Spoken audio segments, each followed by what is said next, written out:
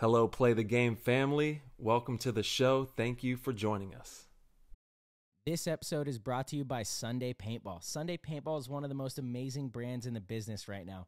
Their whole mission is to be the Tom Shoes of paintball and give players more Sundays. What does that mean exactly? They are donating 50% of all of their profits on any of their things right back into the game to the players, to you guys that are listening right now. How exactly do they do this? Well, you could head over to their website, sundaypaintball.com. They have a tracker of how much money they have and will continue to give away. And what they do is they set up booths at events. They give out paint to teams. They give out, donations and gift certificates at different fields. They do an amazing job of giving back to the community that we all love. And it's really special. It's something that is very unique. We are incredibly appreciative and supportive of them because their passion is to help grow the sport. So if you guys could head over to sundaypaintball.com, check out any of their merchandise. They have so much cool stuff on their website. You can use code PLAYTHEGAME, get a 20% discount, and do a great thing by knowing that some of that money is going back to getting more players out to play on Sundays. This episode is brought to you by Lone Wolf Paintball. They are an amazing online supplier and have been around since the beginning of the game as Michigan's premier paintball field and paintball supplier since 1987. They are rapidly expanding into the online retail space and supplying everything you need to be the best paintball player you can be. They have got it all. Head over to lonewolfpaintball.com and shop all of your favorite brands. And they also boast amazing customer service and will have this out to you with same-day shipping, which is amazing. It's always nice to know that your stuff is on its way immediately so you can start to use it that very next weekend of play. Check out their YouTube, Lone Wolf Paintball, and their Instagram, @LoneWolfPB, and stay up to date with all of their deals and sales. Play the Game podcast is immensely honored to have them on board, and we cannot wait for you guys to check out lonewolfpaintball.com and become a part of their community. Today's episode of PTG is brought to you by Transfuse, the amazing premium rapid hydration multiplier and immunity fortifying formula that is scientifically designed to replenish you at the cellular level. And they use all natural ingredients in their products. It is packed full of zinc, vitamin B6, vitamin C, sodium, potassium, and choline. And when you take this product, you are going to feel the difference on and off the field. I know that playing paintball with Transfuse has been a game changer, and it will be for you as well. If you head over to translabs.com, that's translabs.com, and use code PLAYTHEGAME, you will get 10% off. And if you subscribe to a monthly delivery service, you get an additional 10% off. So you can take advantage of a total of 20% off on these amazing products. Also, head over to their Instagram @transfuse.official and check them out, and be on the lookout for their new flavors and brain booster nootropics that are coming soon. We absolutely love Transfuse from top to bottom, one of the best companies in the world with the greatest people running it. So head on over and become a part of their community and check them out. This episode is brought to you by the one and only G2 Paintball. If you are in Arizona or on the West Coast and soon to be nationally, be on the lookout for G2 training dates and be sure to sign up. They are a paintball athletics company designed to help you become the best paintball athlete imaginable by running you through all of the different moves and techniques that you need to know and you're going to be implementing on the paintball field. So that way when you get into the situations, the muscle memory is dialed in. You are also going to learn skills. You're going to learn tactics, and of course the agility, which is training to maximize your performance on and off the field. This stuff is used by myself and Marcelo, and we're pushing paintball players to become pro or just dominate in your division. Don't make excuses out there. Physical fitness is at an all-time high in paintball, and you cannot win paintball tournaments unless you are ready to go physically on Sunday when you're dead tired and you're ready to hold up that trophy with your friends and family. So you got to be prepared, and G2 will help you do that. Head on over to g2paintball.com. Also check out their Instagram @G2Paintball, and give our man Victor Gamboa at Gamboa Limited. That's his Instagram. A follow and support him as well. It's owned and operated by Victor and Rusty, and they're doing tremendous things in the sport. We absolutely love G2, and we cannot wait for you to get involved. So have some fun with G2 Paintball. All right, ladies and gentlemen, we have Chad Busiere.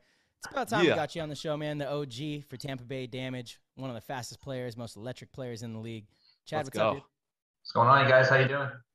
Doing well. Doing really well. Good to have you on the show, man. It's man, pleasure to be on. Dude, it's been a long time coming. I know I've seen you at a couple events, and I'm like, I got to get you on here, and we finally got you. And you are, like Marsh said, one of the most electric players in the league, with speed unmatched. For those of you that don't know, Chad has wheels. And only when I need them. Yeah. It's when I get scared and I got to try to dunk on someone. There you go. Close the gap quick. Yeah, he does. Try to, bro. Try to. You only got a couple seconds to react, so you got to take it. So true. Have you always just been fast, or do you do certain type of training to get that fast? That was an insane inside move by Marcelo Margot. Great communication. And the crowd starts chanting Harmon. Great shot by all the guys. So Tyler Harmon saved that game. He came out with 2 wins. Marcelo Margot was on fire. No, I played hockey growing up for like 8 years, man, and just I've always been an athlete, and I was just naturally kind of fast, I guess. Never worked on it. Now that I've kind of put some more weight on and stuff like that, I'm trying to like do some actual type speed training just to keep it up. Yeah. So absolutely.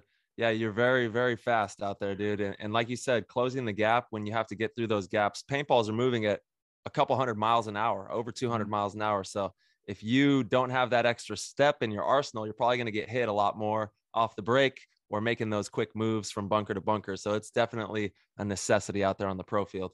Yeah, unless you're Harris Hussein, you can just waddle your way in these bunkers.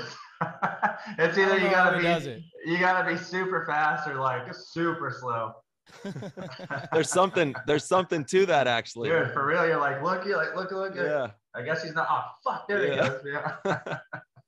It's true, man. Oh, it makes it happen out there somehow, some way. Dude, I'm telling you, I don't get it. But yeah, man, I just speed's just been natural for me. They just posted a video. New York Extreme did on their Instagram, and I thought that the caption was hilarious. What'd they say? The caption was "Say less and do more." Dude, he shoots so many people, it's ridiculous. Yeah. Like he really does. Like I gotta give it to him, dude. He shoots so many people. They've turned over a new leaf. Obviously, we can definitely expect to see a completely new and improved New York going into 22. I'm sure, you know. Yeah, we'll see. See how it goes. They look pretty good. Was it last weekend? No, it was the weekend before. Oh, that's right. You guys. Yeah, we had like you guys just practice. They look good. We practice them quite a bit. It's usually pretty good. I mean, yeah, they definitely give us some good practices. They do. They beat Damage in Philly, I think it was. Yeah, and they gave heat. We had a really good game with them out there as well in Philly. And we practice them quite a bit as well. And they do give you some really good looks for, you know, aggressive plays up the middle, definitely charging down the snake when they need to. They make those big moves down the snake side. So it is definitely a good team. How was that practice out there, Marsh? We never really dove into that, but how was that big practice get together that you guys had? Yeah, that practice was great. It was just fun to have, you know, that kind of competition in January, right? We usually wait until a few weekends before the event before you really get high level practices. So to have, you know, we had AC Diesel out there, we had Aftermath out there. Aftermath looks really good. We had NYX out there, you know, and our full team minus Dalton was out there. And yeah, it's nice to have that competition, you know, where everyone's trying to win, everyone's playing at a high level. You know, because outside of that, usually on the off-season weekends, we got to the field, and there'll be a couple pros, but you're usually mixing in with some of the divisional players, and it's still fun. It's a good time, but you're not getting that really high-level competition. And this was our first time having the full team together. So, again, minus Dalton that weekend, but we just had Archie come in, and, I mean, it was a great weekend. It was fun. You guys got a new kid too, right? Yep, Damien. This was his second practice with us. Okay. But a lot of potential with him for sure. I could see him, you know, he kind of has a similar style to like Harrison. And got to give Harrison a little bit of love, even though he's a pain in the ass. He's become quite the player, you know? Yeah, dude, he is. Yeah, You know what I appreciate about Harrison is the only other players like in the league I would say who can run like at pretty quick speed at the same type of level is Chad George and you, Tyler. Like you can just get in like all three of you, and maybe Clint Johnson, like all three of you guys is very athletic players, and just like with the flexibility you can just get like the weirdest positions, and it's you know, he's definitely one of those players. Very true. Very true. You see Fry in some unorthodox situations. Yeah, you got to do it though, man. I mean, there's only a handful of players that can do that. That's why Chad George has got such an advantage. But he can run and shoot, especially just bent over so low, dude. It's ridiculous. If I try leaning like that, I'm hitting the dirt. Like it's not happening. Billy Bernaccia also runs like that. He's one of the hardest people to shoot off the break. I know, you know, being in a shooter role, a lot of players, even the fast players playing against them, Billy's like always just one of those elusive ones, and he runs so low and can shoot back at you. I definitely put him in that category too. Yeah, very true. I forgot about Billy. Yeah, dude. And Chad George, he's a freak of nature. Absolute freak of nature. You guys, I'm sure you have a practice coming up within the next few weeks. Who's your first practice? Couple practice looking like you guys are going to go against? Dude, I can be honest, I have no idea. I think I know, like, because I play up here in Gainesville majority of the time, and then I know Keith, Jacob, Chris Horn, Holiday, Brian, all those guys practice every weekend pretty much at CFP, just on their own. I think this weekend we're going to have just a few of us get out there and practice against Mutiny. And I think NYX was trying to set it up last year where we practiced them every single event this year. So we'll see how that works out. Shout out to Mutiny. Even if you guys are in the same bracket. Yeah, I mean, obviously if that happens, then no. I think that's what Joey said is, you know, obviously if that's the case, then no. But other than that, not sure. Yeah. I kind of just show up and play. Yeah. I like that, man. I like that a lot. Yeah, I mean, once you have your practice set up, it's all the work before those practices, honestly. Like, it's the work you put in on your own time. You know, people are always concerned about the practice. I'm more concerned about what's going on when I'm not there watching, like when I'm not around, you know, how hard are we working? That's yeah. I mean, I could be better at that. You know, it's definitely I've gotten worse about that as I've gotten older. You know, just priorities kick in, and I own a business now and stuff like that. And you know, this year I'm going into it with a different mindset. I'm definitely I'm coming after it this year more than ever. Hell yeah, man. Is that why you started playing the Snapshot VR game, so you could get more reps? To be honest, not even bullshit. Because like back in the day, dude, it was like when I was digital paintball, and like like back then I didn't know if you guys played it all, but I played in this is before I was pro, and like and I saw Holiday in there, saw Archie in there, and like even though it was such a basic game, it still is just such a basic game. A lot of it translated, like just the reaction, you know? Yeah. And same thing goes in this VR game. That's why I'm getting addicted to it. It's like, even like you're playing 2-on-1s and 1-on-1s, like if you're playing against kids in the game, even if they're not that good, the way they play the game is exactly how they're going to play the game in real life. Yeah. So, you know, your reaction to it is very similar. Obviously shooting is different, but I mean, the situations come down very similar. Totally. Yeah, like reading the zones, the lanes, the packages, you know, the formations, finding the shooting off the break, the motion of shooting off the break. I mean, there's a lot that I could see translate. So I'm definitely gonna, even if it's sort of one of the, I guess, lesser opportunities you could use to do it, I might as well do it since I can't play during the week. I come home from work, jump on the VR game. I came home today and I played for an hour straight. There we go. Yeah, just getting after it. I have my Oculus. It arrived this weekend. I had no idea what it was going to be like, but when you throw that thing on, you are in another world. You're in a completely other world. Bro, it's insane. Like I was like, Magda, check that. Like my wife's Magdalena, so you hear me say Magda, that's what I'm referring to. Yeah. I'm like, check this shit out. Just like, I forget what else even. So Cirque du Soleil, like you guys familiar with Cirque? Oh, no way. Yeah. So there's like experiences you could get, and I love shit like that. Like I love those shows. Yeah. And so like there's a whole virtual experience, and you're like in the show, and I put that on the internet. I'm just chilling here, like what the fuck? It's crazy. But there's so much you can do, and it's just the scariest thing is that it's so new, or I shouldn't say so new, but I think I heard like Marcelo say it's such a cheap system to where like there's got to be something behind it, one, and then two, like you just think about where it's going to be even in another year or two from now. Like we're going to be Ready Player One for sure. 100%. Yeah, dude. I mean, that's the meta. Man. And that's the crazy part is this Oculus is through Facebook. Facebook has created the meta and the Oculus are one and the same.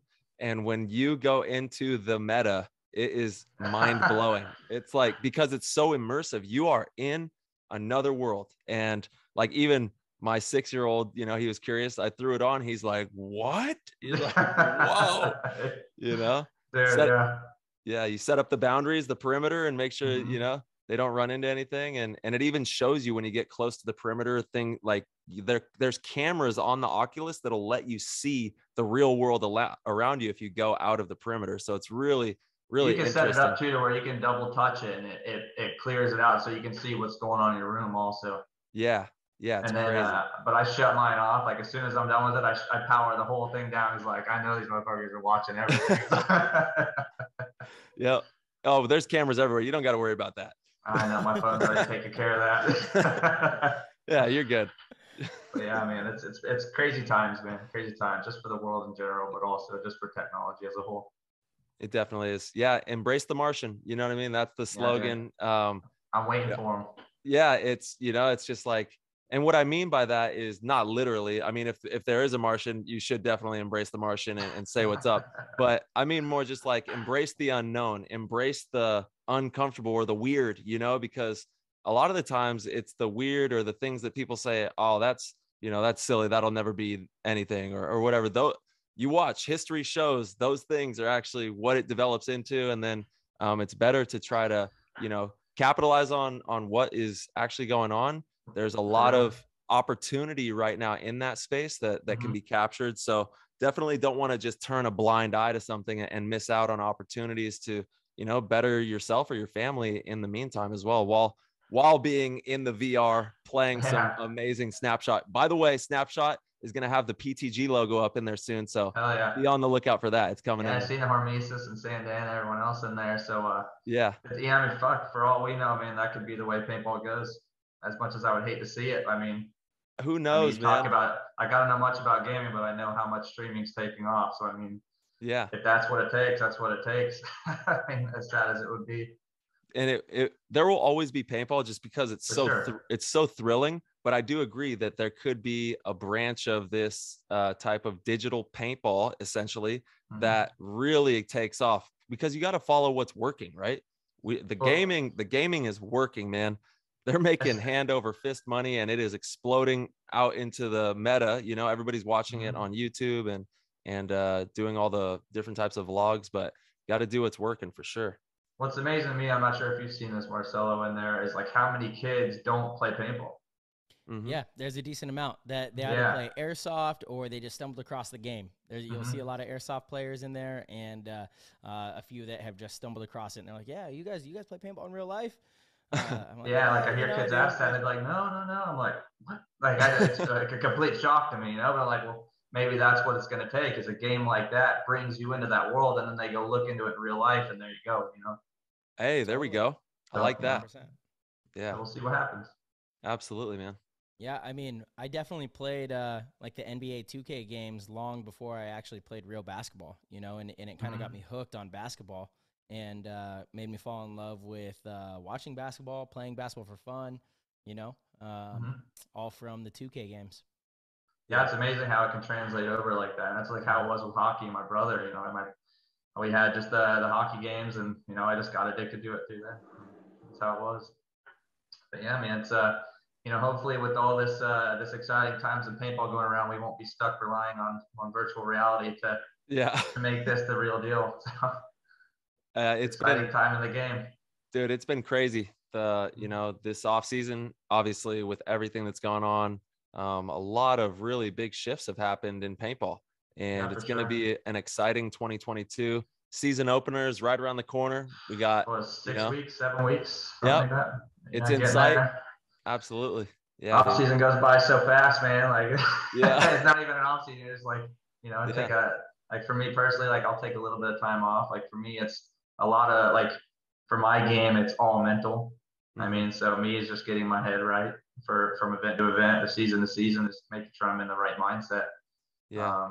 But yeah, we're getting there. And what are like, because I'm sure there's a bunch of people who are same boat. They, when they go to play paintball, they have to find that gear, essentially, that gear that you get into. And I know exactly what you're talking about, because we get into gear when it's time to go play paintball. Sure.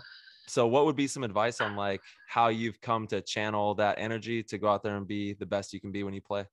To be honest, is like I've always struggled with that. Like in my career, is like if I have a hurdle, or if you ever see me struggling, it's because of my head. It's not about me, like my ability. It's strictly what's between my ears. And I've struggled with anxiety a lot. Like, one of the main reasons I stumbled upon, I shouldn't say stumbled, one of the reasons I started listening to the podcast was after Alex won the MVP. Alex Frazier, for people listening, he was the first pro, like one of the first pros I ever met, like outside of Florida. And he was super cool dude and just an awesome guy. And like, so I've always had respect for him. After the MVP thing, I saw his podcast and started listening to that and realized he struggled with some of the same things. And I actually reached out to Alex after that episode and asking him like for help myself, so since then I started working with someone on the professional level, and it's been helping tremendously. So, and then as far as like, so that's more of like the deeper side of things. Alex is such a great guy, dude. I can't speak high enough about him. He really is. And even like, he's like my brother. We send each other funny texts, and, we would travel together for years and years. I would fly out of the Bay Area with him for all the practices and events. And we spent a lot of time together, and they just don't make guys quite like Alex too often. He's a really special guy. Just when I reached out to, like I sent him a text, like, you mind if I call you? And he was super open to it. And just it was there for me. Like, and I've never been close with Alex. I've never really talked to him all that much, but he was there. And I mean, that's big for someone to be there for someone. And we all go, when you're not close. Dude, like as men, we're supposed to be these tough, impermeable people. Man, we all are going through shit. We need to open our hearts to each other like how Alex did. And that needs to be more of a normal thing, because we're all in this together, all of us as paintball players, as people. And that's going to take, it takes a tribe. And that's why paintball is so beautiful, because we have the best tribe that you could ever imagine in the world. Sure. Yeah. I mean, and I think there's plenty of people out there. I shouldn't say plenty of people just like Alex, but there's a bunch of people there willing to listen, Yeah. And, but as far as like going into a tournament, like might sound just so generic. I think it's a book about Kobe Bryant, like the Mamba mentality. You're talking, like that. You know who you're talking to? Do you know who you're talking to? I know, right? But there's a book I listen. But there's a book I listened to like going into it. Forget the name of the book. Oh, so is it? This is the is book. That the one? I don't know if that's the one I'm listening to. It's not it. It's not it. This isn't about mentality. This is just a bunch of photos. But it's called Mamba Mentality. Yeah. But hold on. Let me see here. I got it here. I mean, that guy. Okay, and actually this one Tim Montresor told me about. Okay. And no way. Wow. So Tim was like knew I was struggling through stuff as well. And it's called Relentless by Tim S. Grover. Yeah. And so between Relentless and then there's another one called, what is it? I have Relentless right here. That book is. Yeah, it's an amazing book. I forget the other book too. I think The Inner Game of Tennis is the other one. Yep. So those two books, like going like whether it's World Cup or whatever, if I have my headphones on, I'm listening to a chapter from Relentless and just getting in that mindset. And I love that helps me just get into it and want to fuck people up. Hell yeah. I mean, Grover, the way he wrote that book is cut and dry, Yeah, it's what direction. It's what it takes. I mean, realistically, it's like you can be like, for me, it's like I've always been really cool with everyone outside, like at the tournaments. Like I'm down to talk to anyone, anytime. Like I'm quiet, but it's like if people approach me or whatever the case, I'm happy to chat, But like when I'm on the field, I just want to fuck people up. Yeah, it's no different than stepping into the hockey rink or the football field. The NBA players, they all have that that killer mindset. You have to. It's the only Yeah. way that you're going to be a top level pro athlete in anything that you do. You have to really be sharp, like a shark, man. You have to have a shark's mindset and be out there dude. just chomping things down, because that's the only way that it gets done. You know, you can't rely on anybody but yourself and your own will, and then the connectivity of the team, and put it all together to, you know, as a unit, and make things happen out there. Yeah, for sure. And that's the most difficult part of paintball, realistically, is getting everyone to gel and getting everyone on the same page. You know? Dude, yes, it is. That's why you two play for two of the top teams, man. That's, you know, you guys have been two of the best at it for a long time. And, you know, it's like, so I've had my ups and downs in the game. And like, as I get older, the more it makes me respect you two and Mouse and Archie and Ryan and all these top guys that have been there forever. Is just the consistency, because it's very tough to be consistent for this long. And like, especially with my ups and downs, like I see up, Jesus Christ, it's like these dudes just, you know, they've been at the pinnacle for forever. Much love. And yeah, dude, everyone says the same thing about you, bro. We see I you. was just gonna say, bro. Mine's in my head, just up and down. Yeah, exactly. I was gonna say, because I'm in those team meetings on the other side of your team. Yeah, I know what we're saying about you, bro. I appreciate it. Yeah, it's all love, man. We all inspire each other. That's the cool thing about this whole conglomerate of guys that we have in the pros. Well, it's just amazing seeing like everyone's level, just not necessarily like, it's so funny because you see all the teams getting better, but it's like, I've always looked at all you guys and everyone else in the league, and like, I know who the top is. Like, it's always been like a fine line, you know, and it's just crazy to see everyone just still getting after it. You know, the top teams are still the top teams. You know, I don't see that changing. Yeah, I would like for you to elaborate on that actually a little bit, and why you think they're not going to change, and your outlook on that whole entire thing. Yeah, I mean, so I'm not sure about Blast Camp because I'm not familiar with those kids at all. I mean, I love that. They won the Astra. Yeah, I mean, they won the Astra. I've seen that Jackson, I think it's Jackson Frey is his name. Yep. Yeah, I've seen some of his videos, and I mean, it seems like they have a great organization. So, I mean, maybe they're going to be the ones, could be the Hurricanes.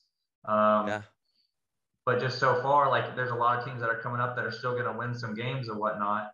And obviously, we haven't been at the pinnacle like where we used to be or should be.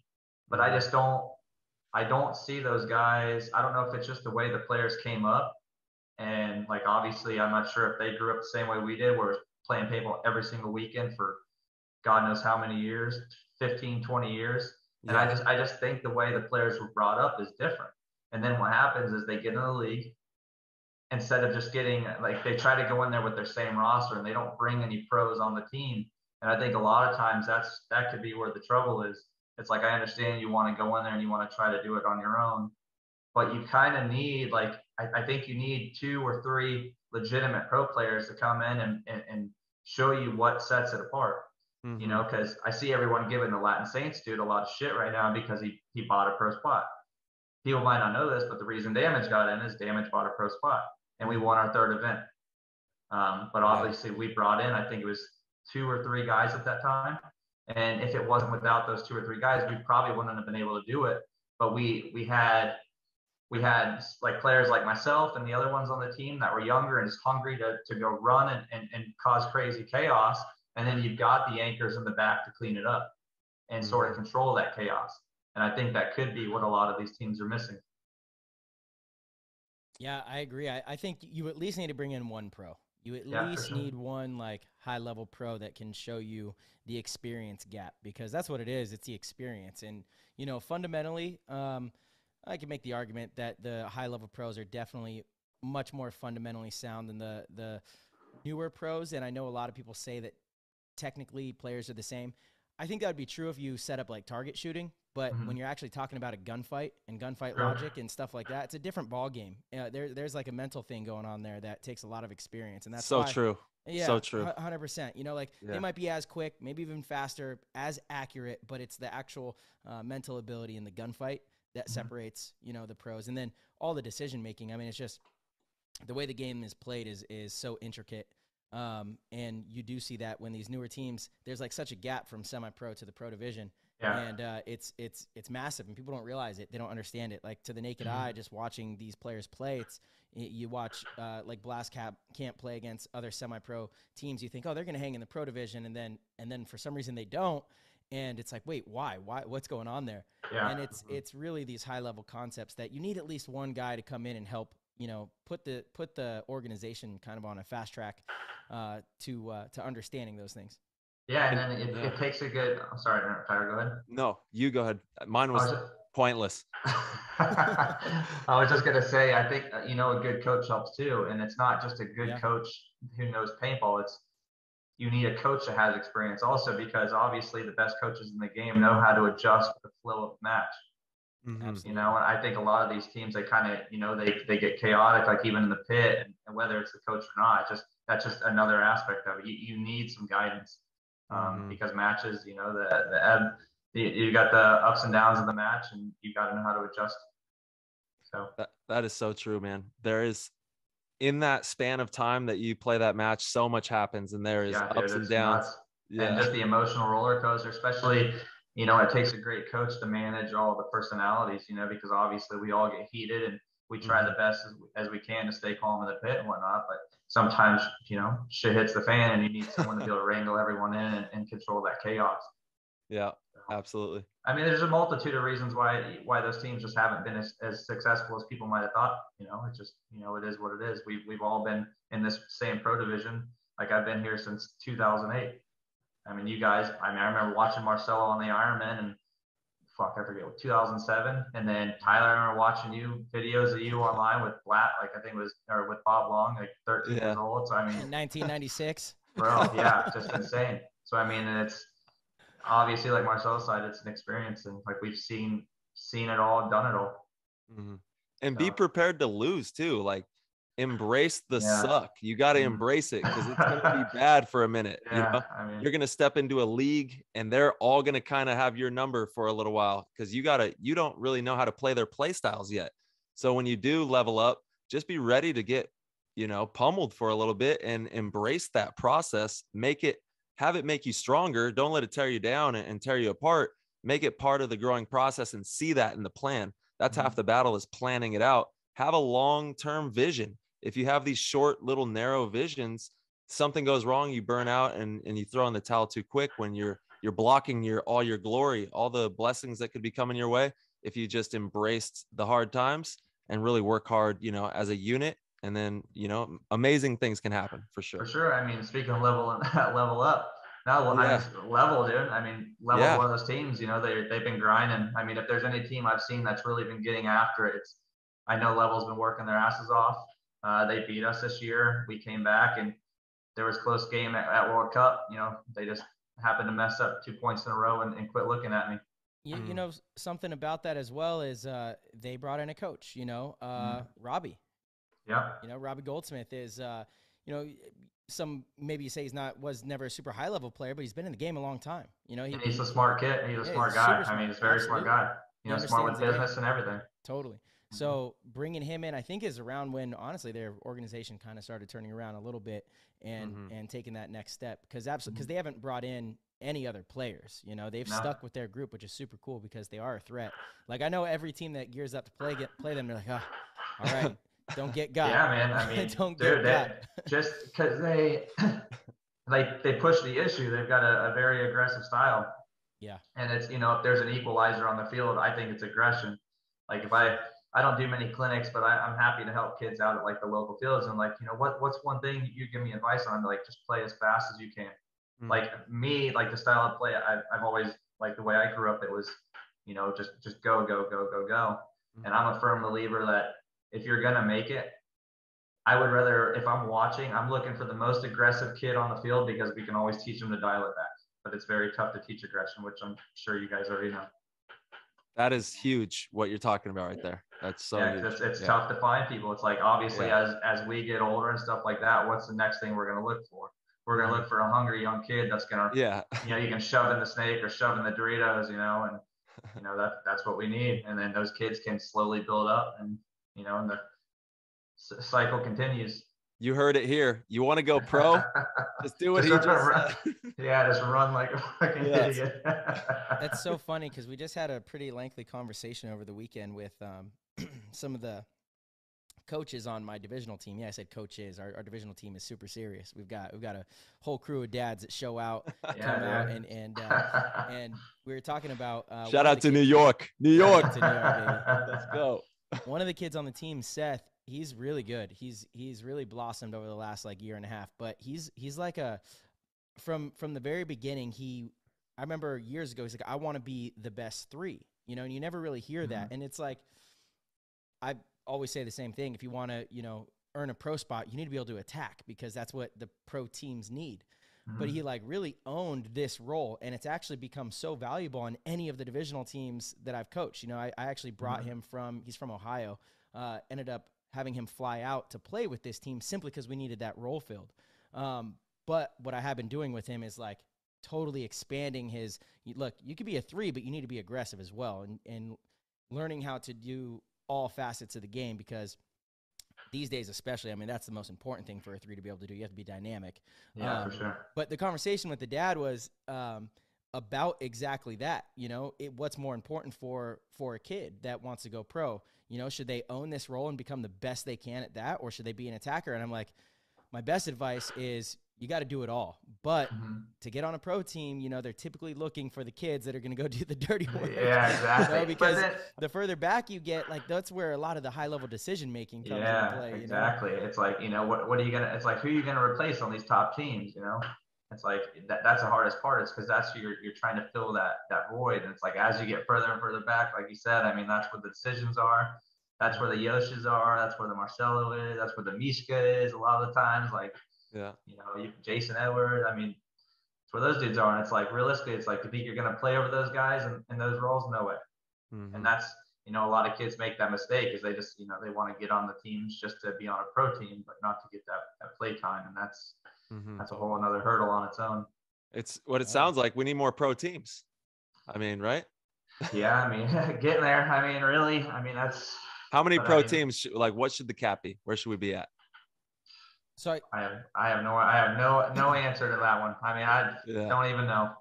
If scheduling wasn't an issue, I would say more. How many do we have right now? Is it 20? 20. Yeah, it's so difficult to schedule. I mean, dude, I don't even know. Here's the crazy thing about the pro division is like, I've only played so many of the teams like the last 3 years. That's true. Sometimes it does. I haven't even fall into that. Dude, this is the first tournament we're gonna play the Ironman. I don't know how long, like at least. But my mind's terrible. Like once an event's over, dude, it's gone. But are you stoked? Really... Are you excited to you're just gonna hurt Nick like that? Come on, man. I'm just joking. Nick is the man. Shout out to Nick one time live on PTG just for being the damn man. And I really hope the Ironman can field a solid team. I know it's been kind of a crazy off season, but I am definitely rooting for them. So we practiced with them a lot, and I got nothing but love for the Ironman. So shout out to them. Hey, just the fact that they're still going. Yeah. Totally. And this brings up a major point, actually, that the owner of the New York team, shout out to Rob one time, New York Wrecking Crew. He's proposing something to Tom. And at first I was like, yeah, dude, I don't really quite understand. But I'm fully behind it now, and it's for a reason like this. Getting relegated after being the last team in the league 1 year does kind of stink because you need at least 1 year to rebuild. So like a team like the Ironman where they're going through a full rebuild, or AC Dallas after being highly competitive for 5-6 years goes through a full rebuild and then they lose their pro spot. His proposal is that it should be the bottom team from the last 2 seasons. So every year a team gets relegated, but it's a blend of the last 2 seasons, which makes sense. I mean, like if you have to go through a full rebuild and you're the last place team that year, like imagine a team like the Ironmen getting relegated. I mean, that's a legendary franchise. I would say, especially a franchise team like that. Yeah, I mean, it's tough. And I mean, even AC Dallas, it's like, it sucked to see because they were obviously getting better. Like, I mean, I love watching those kids play. It's like, I don't know a single kid on that team, but I enjoy watching them play. And I mean, it takes seasons to get there, And I mean, that would be great if they could come up with something like that where they could at least be 2 seasons because, I mean, it definitely could take the time. I mean, obviously experience is what sets us apart and you need to get the experience. So I'm not sure how they would set that up, but it's a whole other thing to get people to listen. Yeah, I mean, it would. I guess it's exactly that. It's just the bottom team from the last 2 years. You know, and every year they choose a team, but it's not just the last year's standings. It's last year and the year before. Gotcha. So no matter where they're placed at, you're saying, Right? just whoever Yeah. places lower. Gotcha. Yeah, totally. Yeah, I mean, it'd be a good idea. I mean, I think we gotta have. I mean, that's a great idea. I think we gotta have something like that to allow those teams to have a chance, because otherwise, like, I hope Blast Camp comes in. I hope, is it the Hurricanes that they just changed the name or something like that, the Storm or something? Yeah, is but that what's going on? I don't know what's going on with that. I don't know if that's going to be a divisional camp or what, because what pro spot are they going to take? I'm not sure, but I thought for sure they were coming in. See, yeah, I'm. Or is it only Blast Camp coming up? What Regardless, team is let's say Blast it's Camp? one or What let's team say is- it's one or both. I just hope they do well. Otherwise, we're going to fall into the Yeah. same situation where you're just rotating teams on the bottom sector and they never get a chance to stay in it and get the experience. Hey, what team did Blast Camp? Whose spot did they buy? Honestly, I have Outlaws sold one of them. To Latin Saints. Okay, and then is Energy still there? Yeah, I don't think Blast Camp is pro this year. Are they? yeah, I feel like I would have. I don't know. I feel like I would have heard a lot more news about that. Same. Yeah. Maybe I'm just thinking of Astra. Yeah. Yeah. Because they were out at the Open for sure, the Asher thing. Like I said, I just show up. There we go, dude. I cannot wait for Blast Camp to go pro. I got Yeah, a me lot of too. love for that Me camp. too. Everything that they're doing is amazing. They work really hard, and you could see when you put in the hours like that, you're gonna get the production, obviously. Yeah, I mean, because I remember I saw the Astra thing, like saw the video, and I mean, Yeah. looked pretty good. I mean, all the footage they put out, they look good. Like I said, I think they got a great organization. That's right. Yeah. Heck yeah. I mean, And I you would have guys- liked to see them go pro if they won the Astra. I mean, I think they would deserve it. There we go. Yeah.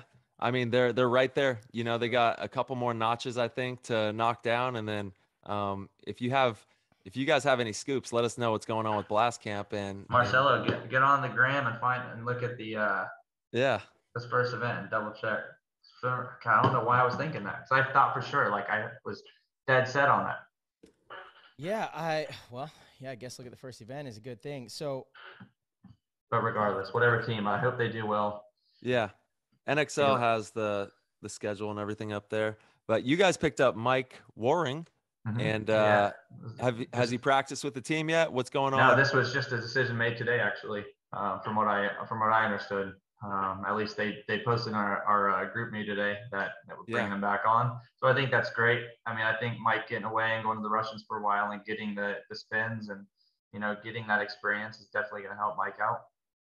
Absolutely. You know, and like, because the hard thing with Damage is getting the play time over the veterans. Like, it is what it is. Do I agree with that sometimes? No. I'm a big believer in, if you're going to bring someone in that's young, he's got to get the spins. He has to have the chance. Like, perfect example, we got a kid on our team, Chris Horn, he's sick. They're just nasty player. And I think hopefully you see him on the field more this year so he can gain that experience, because he's going to be sick. I mean, the kid's got all the talent in the world. It's just a matter of transitioning that to the pro field now. And if he can do that and take advantage of the opportunities when he gets them, I mean, he's going to be a real threat in the league for sure. Heck yeah. Tell him just wrap and go. Yeah, dude. So, I mean, trust me, he does. I mean, he does. But then it's a matter of just, you know, obviously he's been playing Snake at practice, but he's more of a Dorito player. But it's like, okay, so you've got to make the decision. Obviously, Damage hasn't been in the position this year where we've been leading matches like with a major lead or anything like that, or doing the best in the event. So it's very tough to take those chances, or what might seem like a chance, you know. So then it's got to be, okay, if he's playing Snake, is he going to play Roque? On the Dorito side, is he going to play Remy or Jake? And that's a decision the coach has to make, right? And obviously it's like, I get it. So yeah, hopefully we get in a better position this year where we can start getting him some more spins and let him do his thing. Absolutely. Yeah, you got to get those on-field reps with all the real game situations. That's the only way you're going to get that true grassroots pro level training. Yeah, dude, for real. With the refs, the whole energy it's just different when you're playing in events. Yeah, I mean, just the whole atmosphere of it. I mean, it really is. I mean, really, you can look at it like it's just another practice. I mean, because the only thing you're adding in that Mm-hmm. scenery and adding in the spectators. But realistically, you're playing the same game, dude. But for Yeah. whatever reason, you get inside that net, dude, and it's a whole another animal. I appreciate every part of that though, because it brings the best out of me. It's like a pre-workout, you know. Yeah, It's for like sure. I love being at events. You know, something's actually on the line. It just feels like, all right, let's say it's time to show up. Sometimes as I get older, practices I care less and less about winning. I'm just kind of like, okay, how can I learn, you know, and maximize my time on the field here? Whereas when I was younger, like I wanted to win all the time in practice. Like it was that same intensity. And so you kind of lose that luster at practice for competition, I guess, you know, because you're Mm-hmm. approaching it in a different way. It's about education, really. And then you get to the event, and that's that competition again, where Oh it's yeah, just, dude. No, it's man, a it whole feels another so feeling, good. dude. You get the butterflies, you get the nerve. You're like, yeah, let's go. Yeah. It's all, and that first point start gets all like butterflies. Like I don't know about you guys, but I get butterflies like crazy. And then as soon as that first point's over, you're like, all right, let's go this Mm-hmm. That's time. why we You, keep, I you're mean, in the zone. yeah, we all keep coming back for those feelings, dude. That's what Yeah, dude. paintball does. It's one of the coolest games ever. And man, the rush when there's your whole squad versus their squad, you guys all have your paintball guns, you're ready to go Oh yeah, at dude. I it. mean, It's like, all right, there's nothing like it. I mean, it's it's on. yeah, it's crazy, man. It's the only thing. Like I'm so ADD, like ADHD. Like I go through phases, like through. I feel I've you. done everything, dude. And like paintball is the only, like paintball and fishing are like the only two things like I've ever like stayed in my life for like a long time. Yeah. And Fishing is the yeah, best too. Love fishing. yeah, dude. Both of those things it's tough to get away from. It's like I've been saying I'm going to quit paintball for every year since I started, and this never start or never can get away, man. So it's a tough because yeah, paintball is like a wasn't just like a love for me. Like paintball is just like something I sort of fell into type of deal, Yeah. and just always been there. How did that happen? Like how did paintball find you? How did you find paintball? So I was like like back in the day, like the brink days, like the rollerblading stuff, like grinding rails and Mm-hmm. shit. So that was me, dude. Me and like this whole little crew, we would all get my buddy's mom to take us to the skate park, like an hour away in Clearwater. And one day the skate park was closed, and we drove right down the road. There's a paintball field, and a group of us went out there, and I got shit on by Rumsey actually that day. And then I was so competitive, dude. I was like, all right, I can't let this little shithead beat me, And then I just got addicted and started playing every single weekend out there until I could get to the point where I could compete with Rumsey and Alex Spence. And Oh yeah. yeah, man, and that was it. Legends. Yeah, Hey, I'll never forget when I bunker tapped Alex Spence for the first time, and I was pumped, dude, on a hyperball field. get him out, Judge. Yeah, Those dude. those dudes are legends. Rumsey, Yeah, man. miss him. Hope he shows up at a paintball Dude, tournament he was at sometime soon. Cup. Oh He came man, I out in the missed him. Cup. Yeah, yeah. Yeah, That's the first time I've seen him in a Oh long man, time. yeah, I great missed him dude. too. Yeah, Great dude. he's like, dude, I can't see shit on this field. There's too many big bunkers on the field. It's a whole different game these days. We're Yeah, playing dude, a new it's So version. true. Yeah, unreal, man. man. It's changed What do so you think much. of the? What do you think how the fields are these days? I'm personally not a fan at all. I mean, just I prefer that much. Like we could say it's like it's making the game fast or whatnot because I mean you can't really control the fields like all that well. Like everything's blind. Like I used to love like the very fast fields like with the A. Like I think 2015, the year I went to Impact, like I think that was the last year we had like good fields personally. Hmm. Um, I do like that you can be so creative on these fields, but I just enjoyed that style of gameplay back then was all. It was much And more. It was much more wide open. yeah, Definitely. I just like Yeah. those types of fields. Like I love being like forced to run and shoot out to a corner and like I mean you're staring right at the home guy or whatever the case is. Like I love that stuff. Yeah. Um, Yeah. We're playing. yeah, We're playing I a new miss it. version. This is We're playing seven 2.0. man. We're playing Yeah. 7-man with 5 guys. I mean, I just for me like I'll play whatever field I get put on. But in my opinion, the way we're going with the fields is the wrong way. Hmm. The reason being is like if we're getting to the point where we're trying to monetize it or film it or whatever the case may be, if we have a former pro player come to World Cup and say, I can't see what the hell's going on, then how are the spectators going to? Mm-hmm. Obviously, you've probably seen like Jason made a post about it, and then I followed up about paint color, like the shell. And I've talked to a few guys about it. When I was a kid, I'd go, and I remember watching the Russians like before I turned pro, and I think they were shooting something like Marbleizer at the time, and watching them shoot a bounce shot. And you can watch that stuff like laser beams and see exactly what's going on. And now you go to a field, and if you're not well versed in the game, you're not going to know what's going on. You're like, why is this dude just shooting this bunker? Versus if you see, like, you watch yellow paint, you can physically watch it, you know? I mean, that's such a cool thing. And I think we're missing out on like the minuscule details we could do to make the game better. Instead, I think we're just maybe taking it the wrong way with these bigger bunkers and stuff like that. Like, I get it that it's for the divisional guys and to make the fields more playable for them.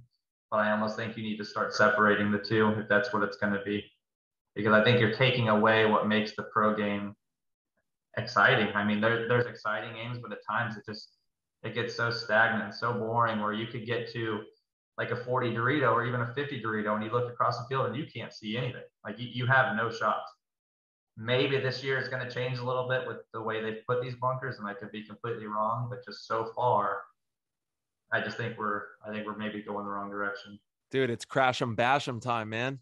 I get that, and I'm all for that, but I'm all for that. But I just think you just start to get away from the game I personally loved, and it could just be a personal thing, because when I was coming up, man, I was at World Cup watching like this craziness, like these fast games, and I miss it. Simple as that. My first pro paintball tournament was the tournament where Psalm was in the woods. That was my very first World Cup that I ever went to. And I was mobbing a golf cart. I must have been 12 years old, just shredding a golf cart all over the paintball tournament, watching all these games. And then, that style, I'll never forget. That was 10-man airball. The fields were half a mile long. You know what I mean? Quarter mile wide. These were some big fields, and there was like 10 of them out there. And it was just like awe-inspiring watching all these top-level pros, 10 versus 10, playing against each other. So there's been a lot of different styles that are really inspiring. Like even the 7-man style, that inspired me in a certain way. And sure. this new style is super inspiring. And it's like another ribbon on the belt or something. All these different styles, they teach you how to be a really well-versed player in a lot of situations. I completely agree. And that's why I'm saying, like, I'll play whatever field. Like, I'll make it work. I just think certain fields, like, I think you should be rewarded for getting so far up a certain side, which has been taken away. Because the big bricks that you really do. The big bricks, just sometimes some of the fields, I mean, don't get me wrong. I mean, I said there hasn't been any good fields. There have been some good fields, don't get me wrong, but I think they could be a little bit better about making bigger moves rewarded instead of having to like get to their side. I don't know. That's just my view on it. I just think there's too many big bunkers. I think is it 50 that we have out there? 52 No now? idea. But I know we just added, what was it? Did we add 6 or add 4? We took off 4 and added 6. So we basically added 2 bunkers. Dude, I hope we get to 100. We're getting there, dude. Slowly but surely. Hey, 100 bunkers though. 100 bunkers on like an NFL style field, I think would be really tight. Let's call it. Yeah, you just call it 100. You could have. Yeah, keep it 100. Keep it a buck. Yeah, you could have some fun. Like I feel like it would be fun to film. There'd be like massive runs and moves and stuff. I don't know. Like I feel like I've envisioned this quite a bit, and I feel like it would look really cool on camera. Maybe not. Maybe it's a stupid idea. I think I see what you're saying here. Like having like an NFL arena with a huge field, and you got tons of people aiming like this. Yeah, just it's all netted. It's netted. Yeah. Yeah, but then we'll be bouncing them off the net. Yeah. Net ball. But yeah, man, I don't know what it takes. Right. It's just that's just my view on it. Like I miss the old game. I really do.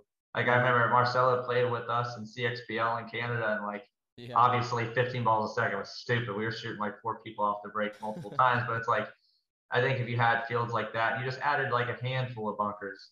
I mean, you could make it work a little bit better, just to where it's more spectator friendly. Because like even me watching, I'm like, what the fuck's going on over there? And you can't see anything, man, unless you're in like the top of the stands. It blocks off too much. The reffing, like the reffing, like God bless the ref, dude, trying to see everything in there because there's so much chaos, dude. And like, I think we're just, I don't know, it's getting pretty chaotic out there, dude. And like, which we all love, but I mean, at a certain point, you know, where do you draw More the line? chaos. More chaos.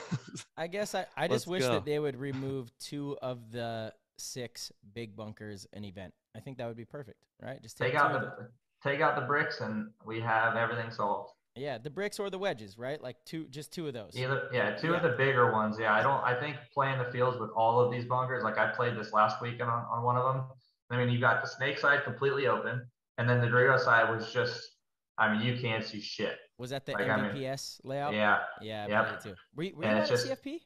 No. I saw you guys are out there. I played up here at a local field. I just played a bunch of like 3-on-1s and 4-on-1s. So, dude, Keith was out there and didn't come say what's up. He said hi to my teammate, not me. I saw him post when I like was back at the hotel. I was like, bro, you were at the field?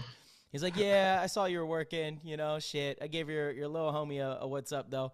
Couldn't come say hi to the OG, huh? I was like, what the hell, Keith? Yeah, I mean, it's about a 2-hour drive for me down there, and I got a field about 30 minutes for me. And then a lot of the times, go ahead. Are you by Tiki? Is that the field, or where are you? No. So I'm up in Gainesville now, so I'm about 2 hours north at a field called First Strike Paintball up here.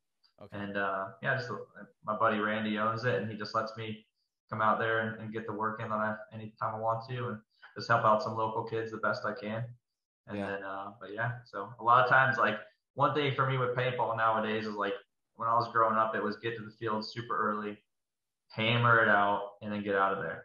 The big issue I have now is like, and I'm not sure this is what they're doing now, but like the past few times I've drove down to CFP to try to get some practice in, it's like you play a point, you wait 15, 20 minutes, play another point, and you're not starting until like 10 or 11. And so by that time you waste your whole day pretty much. And then I got a 2-hour drive back home, and that's not for me. It's like, if I go down there, I want to start 9 or 10 at the latest, hammer it out, and then get back home to my wife. I round up all the teams that were on the field that we were going to be playing. I was like, all right, here, we're going to get in a rotation. We're going to make this quick. Teams will be on for 2, off 1.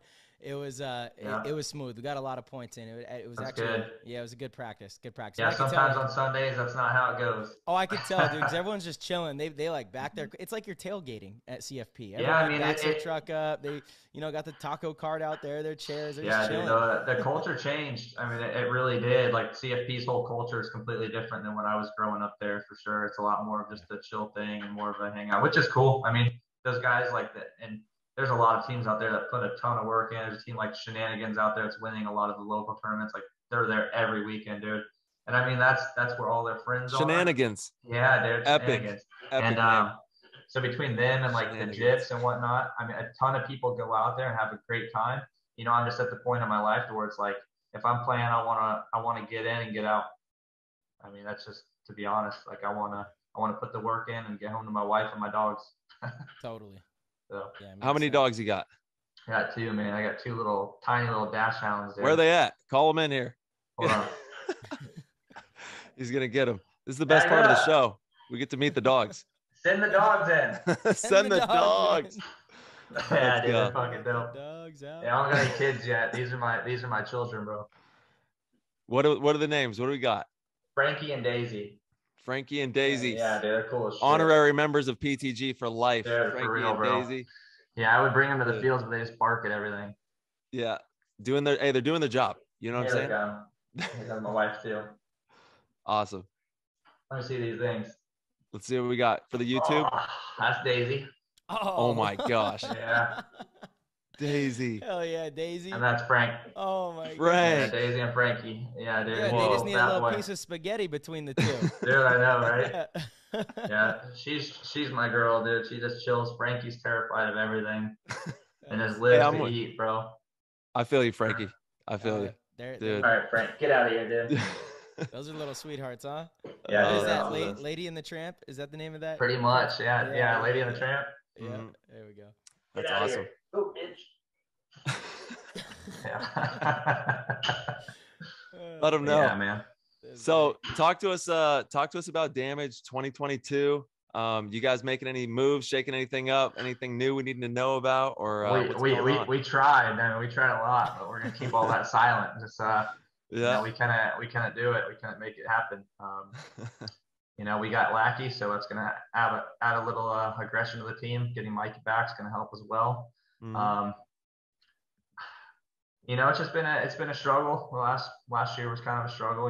It's a point here, a point there, which obviously that's what it comes down to sometimes. I need to work harder. Personally, that's what I'm going in this year to bust my ass. I'm coming after it heavy this year, and the rest of the guys are busting their ass. I mean, they really are. They're putting in all the work they can for sure. It's just we got to put it together out there, and sometimes it's just not there, and sometimes it clicks. I'm not sure what it's going to take, to be honest, but we're going to do everything we can. So we're going to practice more this year. I'm actually going to cut back on some of my work so I can be last year was a little bit sketchy for me because I own a pool business here in town that I started recently. It's going Congratulations. Thank you, man. It's going incredibly. Awesome. Better than I could have ever imagined. And Love that.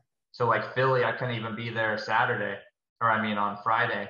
So I flew out Friday night, played Saturday, and then World Cup. I came out. I think it was Thursday we started, played Thursday, drove home, worked, and then drove back to play again Friday. So I'm going to cut back on my schedule a little bit, and then so I can focus on the game more for the team this year.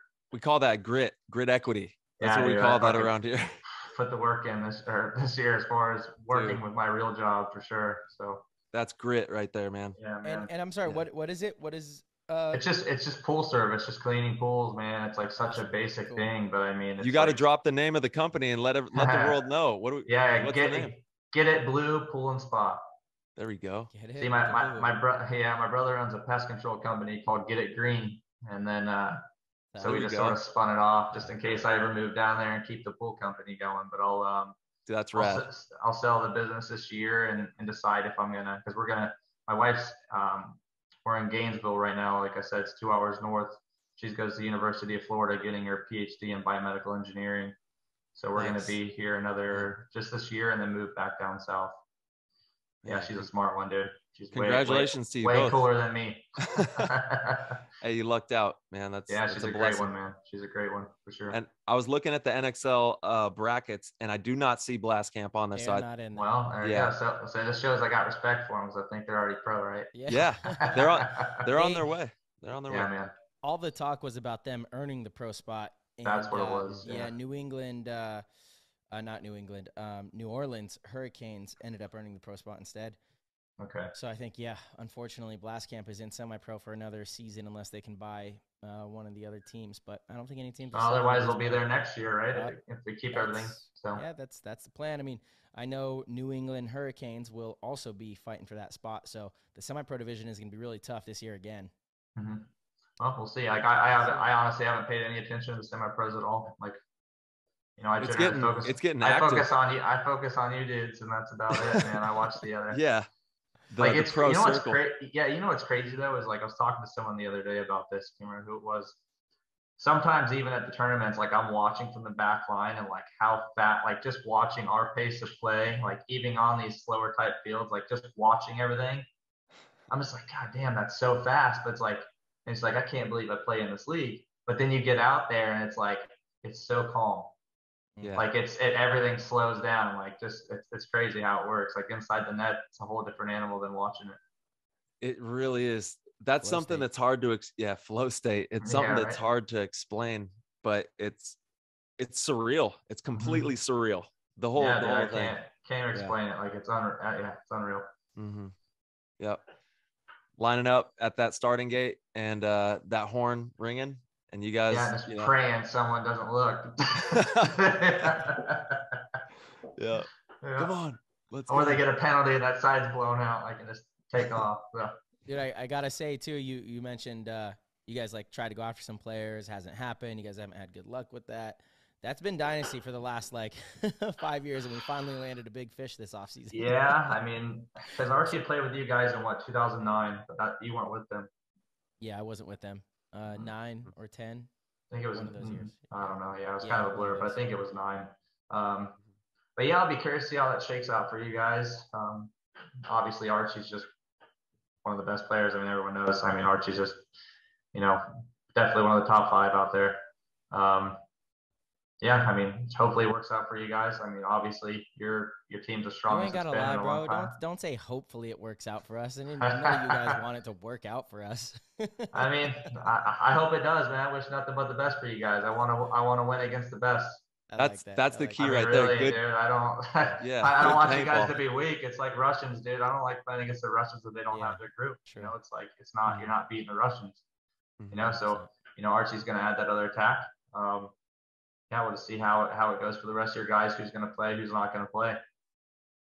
So obviously, it's like you can have the best guys similar to the Saints. It's like, but where's he going to go? Like, how's it going to fit? You know, obviously Archie's played with you guys overseas and whatnot, so I don't think it's going to be any trouble for him fitting in at all. Yeah, totally. Dude, what's your thoughts? The Saints have been just doing amazing. They built a super roster. They built a super roster. First of all, I got to give a shout out to Mouse, man. Like, I don't even know what to say. Like, I mean, that's so awesome for him. I've heard people talk about like sell out, whatever the case. It's like, give me a fucking break, dude. It's like Mouse has been the pinnacle of the sport since he's got in it, pretty much. I mean, like, no disrespect to any players in the league, but I don't ever go on the field and I'm like, call me stupid for not doing it, but I don't look at players. I'm like paying attention to each guy's. There's only like a handful of dudes in the league where I'm like, I need to know where he's at.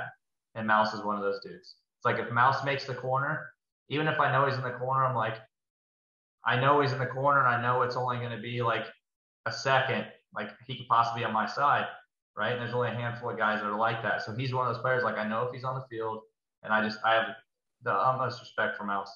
And to see him get an offer like that, I would tell him he's stupid if he doesn't take it, because that opportunity might not come again.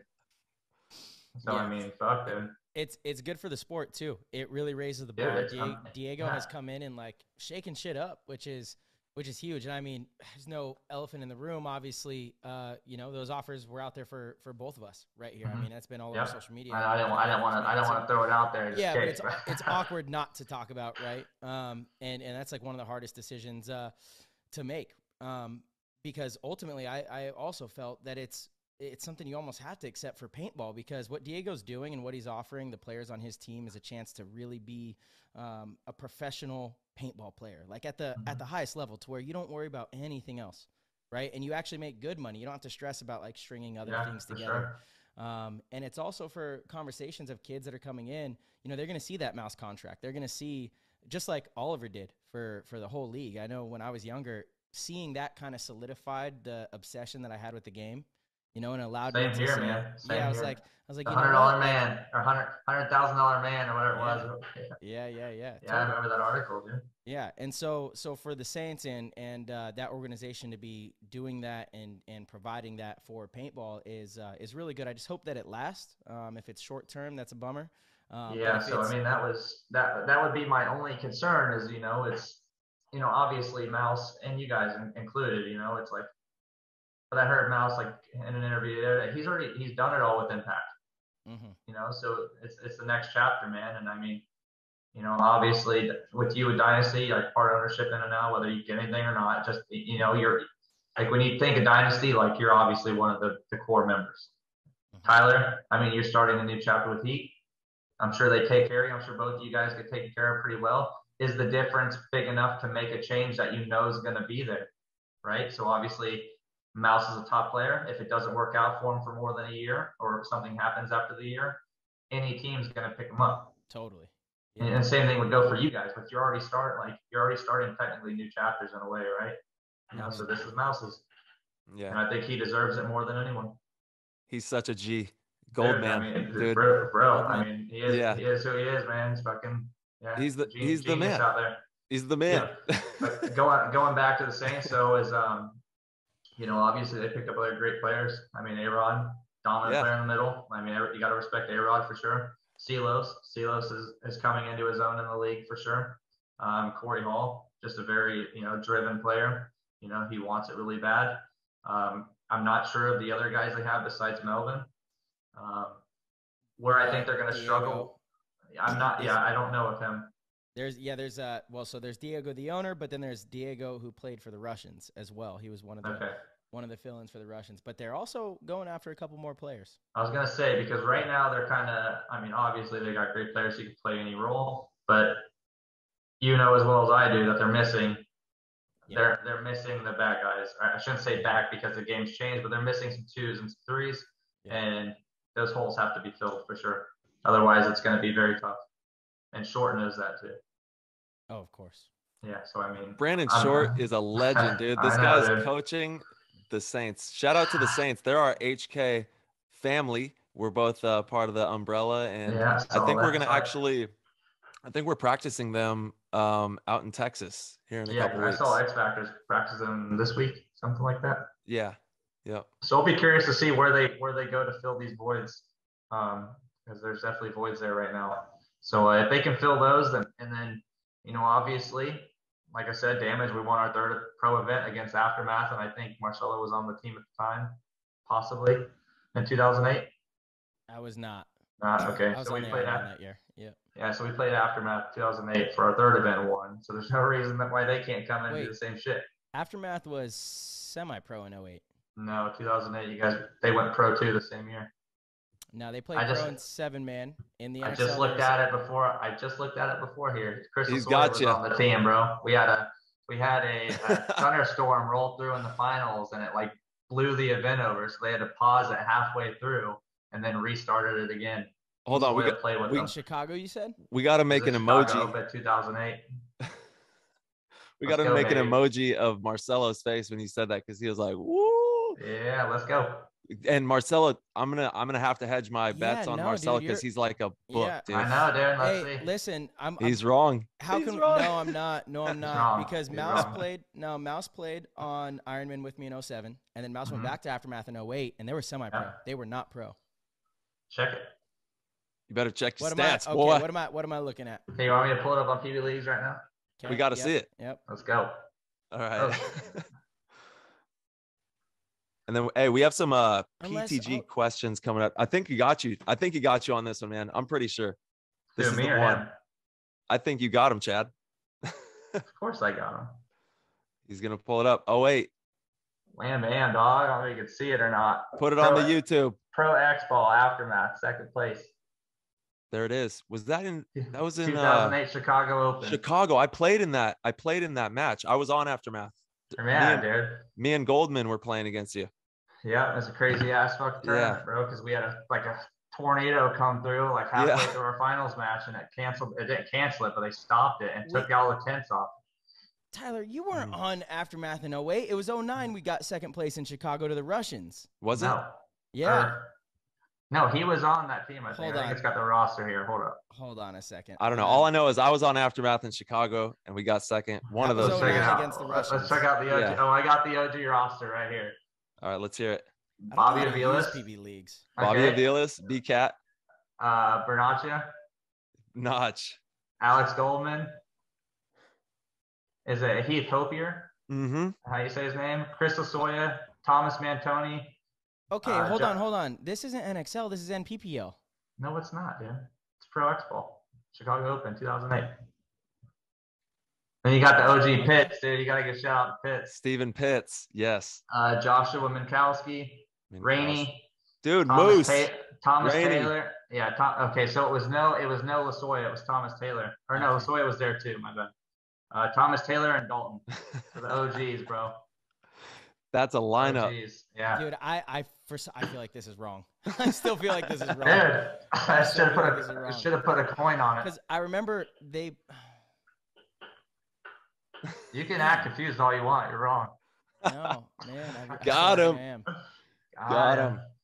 Check it. So, but anyway, I don't know how to work fucking PB Leagues. I don't know. It's okay. I already got it for you. I'm like trying to. We already got it. We got it covered. Don't worry about it. But going back to the Saints, you know, they could come in and do the same shit. I mean, there's no telling. You can't underestimate those players. I think it's super exciting, and I think it's giving paintball a huge buzz, and you know, God bless them. Fires me up, man. Yeah, I mean, fires me up for sure. Yeah, I'm excited. I'm super excited to see what they can do. Mm-hmm. You know, and for those teams that just got them in the bracket, they're like, oh shit, but you don't know. You know. Yep. They're coming out of the stables. Yeah, you got Mouse, A-Rod, Lowe's, Corey Hall. I mean, you got to respect those dudes, man. Yeah, Corey's been coming up. Gonna have a good season, yeah, for sure. Yep. C. Hall is definitely a really good paintball player, and there's a lot of them out there, man. Yeah, I mean, it's only gonna get those better. West Coast kids, man. I remember watching like Brandon Cornell come up, and I mean, you know, Brandon's one of the elite players now. Yeah, for sure. Yeah, he is. Yeah, it's a really deep league that we have right now, which is what you want to see in any organization. You know, you want to have a great group of people that are working towards a common goal to get better and push something forward, and you really see that right now in paintball, which is special. Yeah, man, for sure. I just wish and hope that something comes in and takes it to the next level. Okay. You know, here we go. Time out. There we go. Time out. This stuff is not on PB Leagues right now. You have to actually message them to get this old of information. What are you seeing this bro? on? He screenshotted it. And you said NXL. First of all, you said NXL because it was PSP back then. Whatever, dude. Don't try to go. I don't know. I'm just saying, dude. I'm telling you, they were pro in NPPL 7-man 2008. They were not pro in He smells something. He smells something. That's fine. He can smell what he wants. I'm telling you, bro. All right, hold on. I swear they weren't. Still wrong, dog. He screenshotted it. Damn. Yeah, well, what else is new? What's going on in like Chad fighting with my wife, dude. No. No, man. Other than that, I mean, everything's good. I mean, I'm in a great place, mentally, financially, great relationship, man. Everything's great, dude. I mean, really, pretty much probably the best I've been in my life, to be honest with you. And you're still playing ball, having fun, running around with Damage. Trying to like just finding the love for it again, and you know that's always been an okay. So I have 2008. No, we're World done. We Cup. closed that. No. That's a done deal. Hell no. We're circling back, baby. Because I'm right. Hold up. Listen, we have Pro X Ball right here. 2008 Pro X Ball World Cup roster or team list. Okay. Aftermath isn't on it. Hold on. We got YouTube action. Chad's got the entire list here. Can you screenshot this and send this to me? I can't see. I don't know what you have going on. Hold on. Pro I'm X gonna screenshot you this. What have you? It's not going to show you. It's not going to show you anything if I screenshot it because I've got to select the link. So when I'm looking right here, so Chicago Open 08. I'm going to. All right. I'm clicking. Here we go. I'm on PB. Okay, Chicago Open, June 25th through June 29th, 2008 Pro. Yeah. Hey. Okay. So Chicago Open. Yeah. Pro okay. X Ball. Hold on. Here we go. So Chicago Open, Pro X Ball, you're right. San Diego Aftermath is on the list. I know one. Hey, go look at World Cup. They're not. Because I remember they won the semi-pro, so that's so strange. Something happened and they left, yeah. Yeah. He's always got to put an asterisk in there. I win this one. There's an asterisk for sure. There's an asterisk for sure because they played semi-pro at that's World a Cup. clean sweep on his part. It's not a clean sweep. That was a clean not sweep. Even close. No way. We got the dubs. They played half of the I guess so. They played half the year in the pro division. Yeah, I don't know what happened. Division. Strange. Yeah, makes no sense. I do maybe remember that's when that. the players start getting. Maybe that's when all the players start getting yoked up. I don't know. I can't remember, to be honest. Why? Because I remember Mouse went back to Aftermath in 08. He wasn't on. Because he was with Iron Man. Yeah, and I swear, they weren't pro. I wonder. I'm gonna check other. Dude, that was a team. We had a team. That was a fun team. Yeah, it was a squad, the bro. 09 squad. Yeah, that's what I thought. I thought Short was going for. He would have got everyone. He was going for it for sure. Yeah, for sure. Short dog. That team was nasty back then, and now with all y'all's experience, I mean, that's definitely. Because I mean, obviously, it's fucking. Short's one of my best friends. Bro. Oh, really? He's an amazing guy. Because when I played on Dynasty, me, Short, Spica, we all came on to Dynasty when we were in 2013, and I would like crash on his couch every weekend. That was just who I would, he would let me crash out on the couch, and I appreciate him for that forever. There's one person that like I cheated the most. Like the worst ever, and it was Short when we won that. It's on video. No. Too. It's on video. We won 2011 NXL or PSP New Jersey. It was like in the rain. So we played the Ironman to go to the finals to play Dynasty, and he dives in the snake.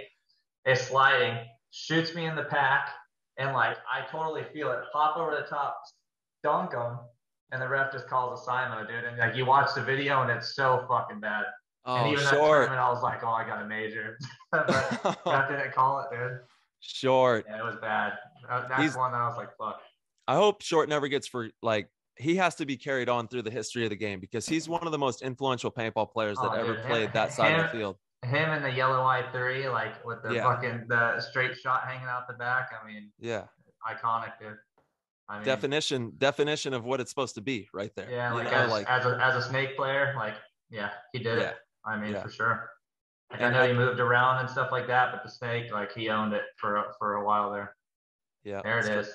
We got the straight shot, there, baby. Yeah, shout out the straight shot. Yeah, man. I need a damn lanyard. There's some players out there, man. He's one of them for sure. Mm-hmm. Like when I was coming up, like he was at the pinnacle of his game. And that's what I'm saying. We can never forget Short because he was just all time. That's the thing is like, obviously like the guys in the pro, like we remember all these dudes. I mean, for sure. And that's, I wish a lot of the kids coming up now could see some of these guys at their heyday. Yeah. They were nasty and still are great players. I mean, fuck. I mean, that's what, when we were playing Dynasty at World Cup, dude, he got the nastiest blind shot. And I was like, fuck. It's like, damn it. Yeah.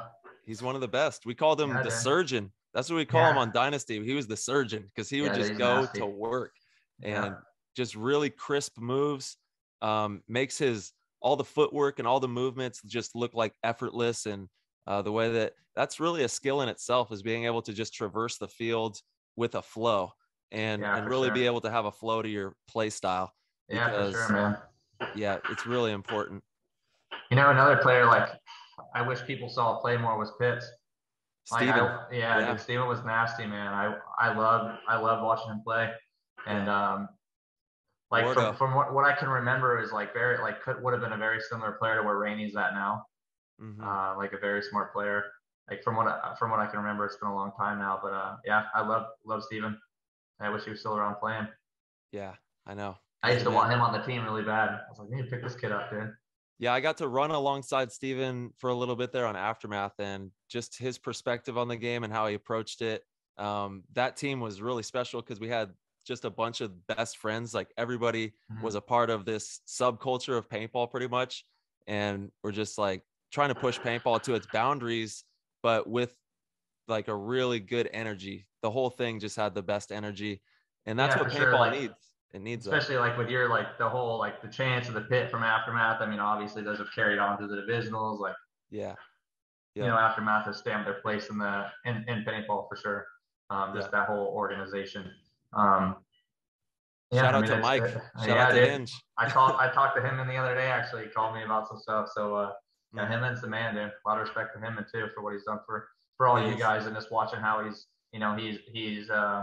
obviously you guys all worked your asses off too.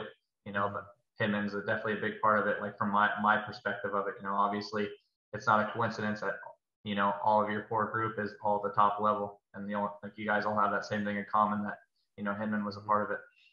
Yeah, I mean, he gave us the opportunity to play against Dynasty every weekend when we were kids. Mm-hmm. That's I mean fuck just that alone. Yeah, that's it, dude. That's to have that opportunity to shoot as much paint as you want, to be able to go up against the best in the world. I mean, if you don't learn, then you're never gonna learn. You're never. Yeah, man.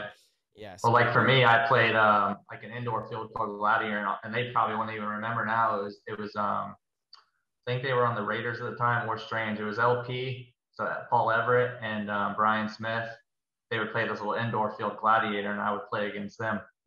This was way before they knew who I was or anything, but I always tried to play against those dudes and just get shit on. But that's what it takes. So you would go up and step on the other side of the field rather than try to play with him.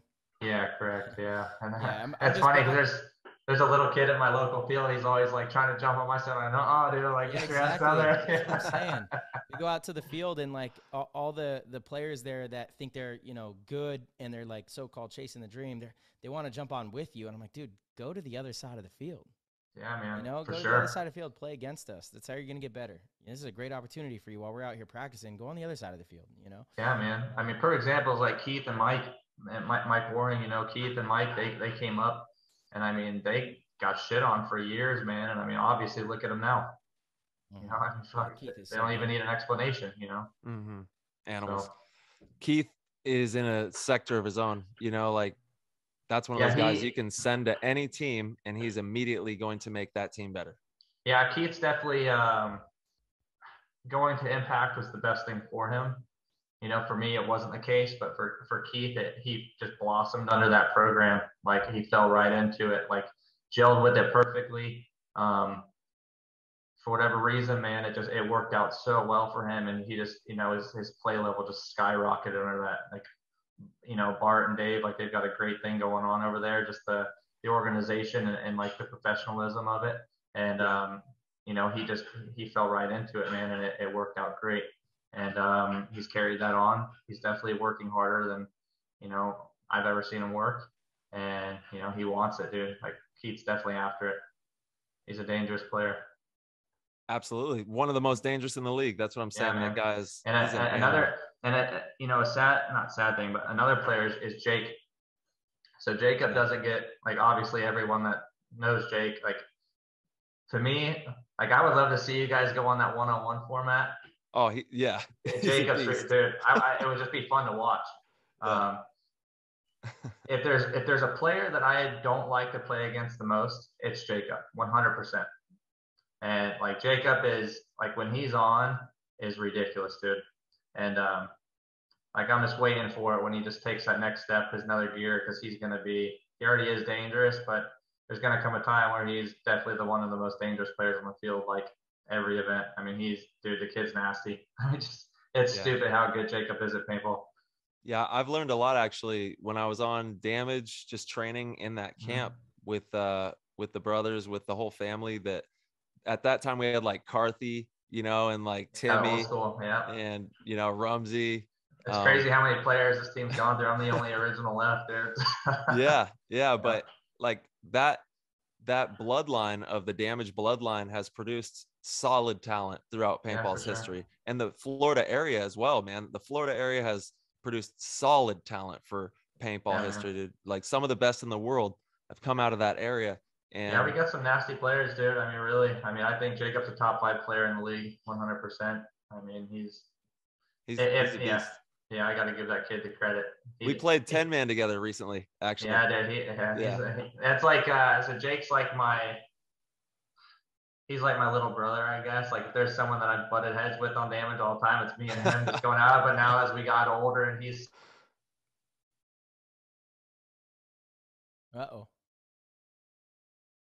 lost him. Settled down and everything. There we go. We got him back. Chad, you there? Got me back? Yeah, can you hear me? We got you. All right. Sorry. Cut out there for about 10 seconds. Yeah. What'd you last year? Any idea? Anyways, I was just giving. Can you hear me now? Yeah, we got you loud and clear. Can you hear me now? Yeah, I can hear you now. Good. Not just pretty much saying like Jacob's like my little brother. We've always butted heads and stuff, but now that we're older, it's, you know, it's turned into a real brotherly love thing. Yeah, he's so much fun to travel with. Him and his bro, dude. They're, you know, just always having a good time, enjoying paintball, because that's what it's all about. It's about the experience, and they really make the most of the experience. Yeah, dude, that family loves paintball. It's going into Jason's kids, like, you know, they're loving it. So it's good to see. It is, man. Yeah, man, it's a good sport, bro. I've had a long journey, a lot of ups and downs, man. Like I said, just kind of fell into it. Yeah, when did you start playing tournament paintball? Like, what was you know, classic question, the rookie team name? What was your rookie team name? Oh, fuck. I think there was a couple of them. There was Torment, which I think is like the first one. Torment. Then there was Belligerent Kids. Belligerent Kids. Yep. And then it was 187 All-Stars. And then 187 ended up turning into Demolition, and Demolition ended up turning into Damage. So damn. Yeah, so we started my first tournament with first actual tournament, I guess you would say, was actually MPBL 7-man. I forget which event, but anyways, didn't do shit. Then we jumped straight into PSP and played like a Division 1 5-man. And then we ended up making it Sunday, but we thought we didn't. So we all drove home and have to come back the next day and play. And then from there, it just, from demolition, back in 2006, some kids got in some shit at like a hotel, and they were like peeing in the bushes and stuff like that. And somehow like a couple of our guys got grouped into it because they were shooting paintballs off a windowsill with an airsoft gun. So they got looped into it. So we changed our name to Damage. And then from there, we played a season of Division 2, never played D3 or anything. Season of D2, didn't do shit. Jumped straight to open or semi-pro, did a little bit better. And then in my third season, we're pro. Like, it was no going up through the ranks for me, really. It was just like fucking throw you to the wolves type of deal. How old were you when you went pro? I think I was 18. Yeah, nice. Something like that. Dude, that's so awesome. A ride since, bro. And then, yeah, I got to play with a bunch of people. I mean, so many different rosters with Damage. I mean, I've played with both, not with Marcelo on Damage, but I got to play with you, Tyler. Yeah. Yeah, it's been a ride, dude. Yeah, it's been only other team I played for was Impact for that 1 year, and then I'm back home. That's outstanding. So total pro years. Do you know how many total pro years you've been playing? Let's add it up. All right. Because I'm terrible at math. My wife's a smart one. 13. Let's double check you since you've been wrong already tonight.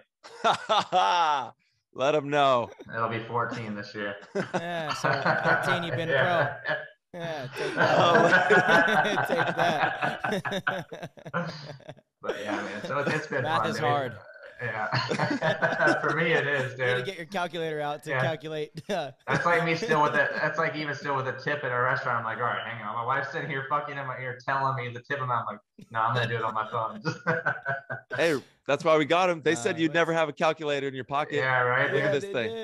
Look what we got. You don't need school anymore. You got the phone. Hey Siri. Yeah.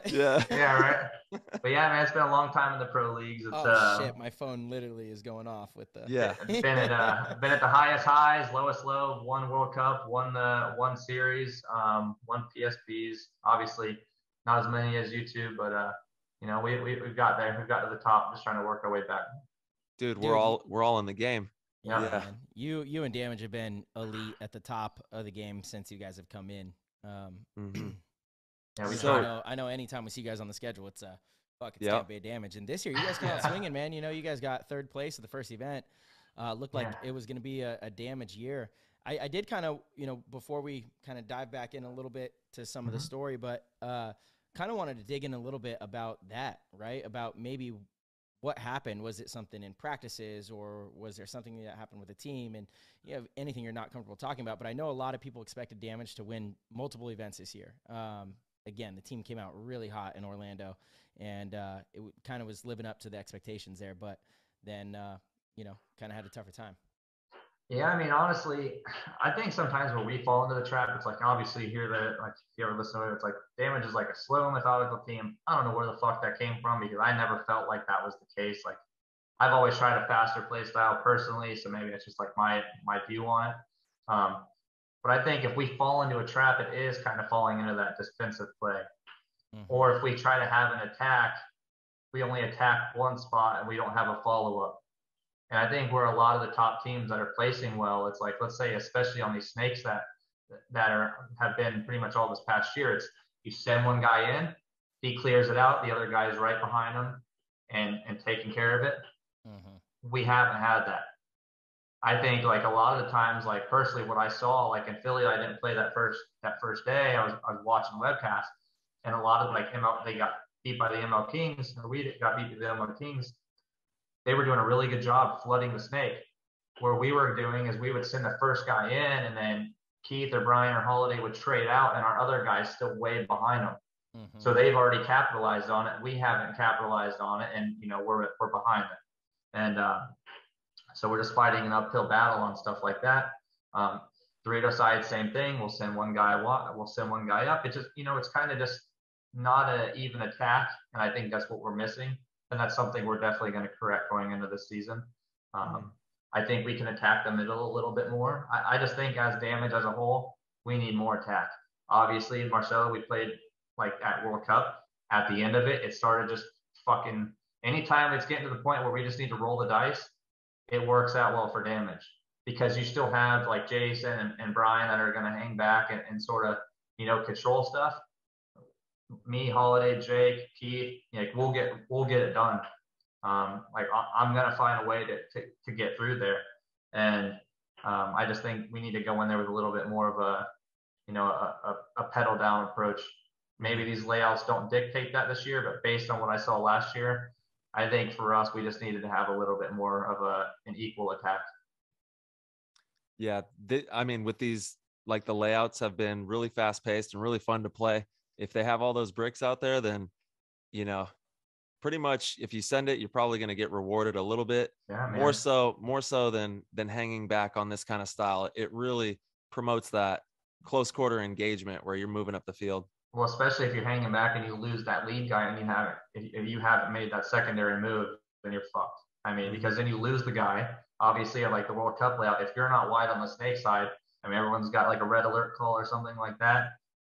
The guy's in there, you know, it's just up to you to find him. And then, you know, you're trying to get out wide. And by that time, the guy's already set up and you're probably going to get caught. Yeah. So I just think that's what we're missing. Yeah, so it's kind of like field philosophy. I mean, these layouts have definitely been so different and so active, you know, kind of throw some of the older philosophies out the window a little bit on some of them, especially that Philly event with that snake. It was absolutely send one in, let them go clear somebody out, and then the next person has to be almost right on top of them. Yeah, man. Well, that's where, in Philly, I ended up jumping over and playing the snake side in Philly. And then Keith was playing behind me, so I would get in the snake and crawl around and do whatever. And then Keith was right there to follow me up, and that was working really well. And I mean, but that's like those little things, man. Yeah, that's what we're missing, you know. And you know, playing against the best players in the world, I mean, everyone's doing the right thing, and we just, you know, we're only taking we're only talking like a matter of seconds here, not taking that move, and that's all it takes. Mm-hmm. Yeah, you know, like for Dynasty, it was a great job, like Blake going up the middle. Stuff like that, you know, we weren't doing that. Mm-hmm. Yeah, it seems like the middle has become just even more important too lately, because all the big bunkers, there's just so much opportunity in there. And you can be, you know, it's not like when there was the A, all the attackers can plan for checking off the A, right, or the X. All the attackers can plan for that. Now with the middle, it's like you have to check off multiple spots. There's like 5 or 6 different spots that a good center attacker can be in to shut you down from. And it makes it really tough on the tape players. Yeah, right? For sure. Yeah, and so if you have a good creative attacker in the center, I mean, Blake has just really blossomed in that role, you know? Mm-hmm. He's helped us tremendously, opening up opportunities and just getting into spots that it's like, you know, what do you do? As an attacker, it's like, he shot me from this spot last game, that spot the next point. Like, how do I check Panther, baby. off? Well, that's that, but also it's Skinny too. Skinny's a great coach with stuff like that. Like he did the same with us, man. I mean, and I think Skinny's just going to do nothing but help you guys and utilize you all differently. Yeah. Like under him, I played snake side 90% of the time. I really, but yeah, man, I think, like with Blake going up the middle, you just didn't know where he was. And then when we played you guys, it was Alex. Alex just sat on the Dorito side and just waited for me to try to come through. And, so yeah, just any of those middles, like you said, you've got to check it off now. That's definitely one thing I've had to learn, whereas, you know, it used to be like you see the guy and you could just run. If you see the guy not looking, you could just fucking take off and take whatever you want. Now it's like, okay, you got to just take that little peek and double check it off. For sure. Definitely a game changer. And obviously, I think even the wall, like it kind of started with the wall. It's like, because it got to the point towards the end of it, though, it's like where you knew someone was there. You know, yeah, someone was always in the wall. You go up there and mirror him, and it's like, you know, he's there, but it's like, I'm not just gonna go stick him. It's like, I'm gonna get a kill or try to, and then go through and get this dude. Yeah, we call that the Mick pick 2. That's where you get one, and then you do the Mick pick 2, go around, bam. Yeah, you can't waste it. Yeah, yep, yeah. The wall was fun. We've seen a lot of really fun styles. Paintball is great. It's going to continue to be great, and it's just the best game there is, truly. Yeah, I mean, no matter what, I mean, I bitch about the layout just because that's what I enjoy, but I mean, I still love it. I mean, I get out there and I enjoy finding it. It's like I just got to run a little bit further to find the shot. Yeah. You know, I'm going to find something out there. I just got to figure out where I got to go to find it.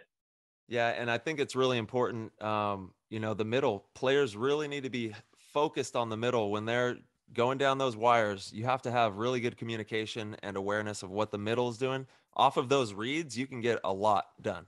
Yeah, man, just a lot of cautions going on. Just a lot of, Yeah. it's got to be ready, and because the good players know how to roll off and contain that zone even. So it's like you can check it off all you want, but if the guy rolls off, you can't see shit anyways if the gap's big enough. So it's like you can check it off as much as you want, but sometimes you're going to get caught. Obviously the players are really good, so they know how to set the traps really well.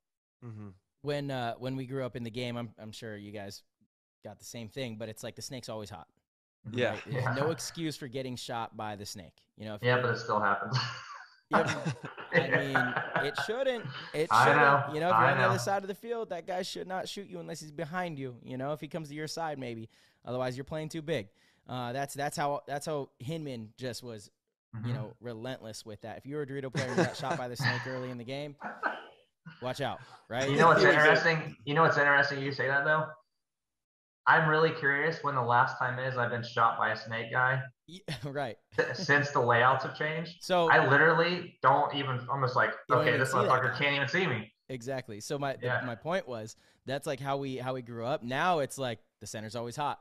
Yeah, exactly. It's funny. Like 100%. Yeah. You wake up in the middle of the night, go to the bathroom, center's hot. Go out to lunch the next day, center's hot. Yeah, dude. I'm curious to see how they're gonna shake it, or these field layouts are gonna shake out with these bunkers, and how that's gonna change things. Yeah, look, I got the juice box right here. Honest, yeah, dude, it's just like it, bro. Just like it. Juice box. Box. This was my first weekend messing with them. Yep. So yeah, it's gonna be good. Not bad. So what are they?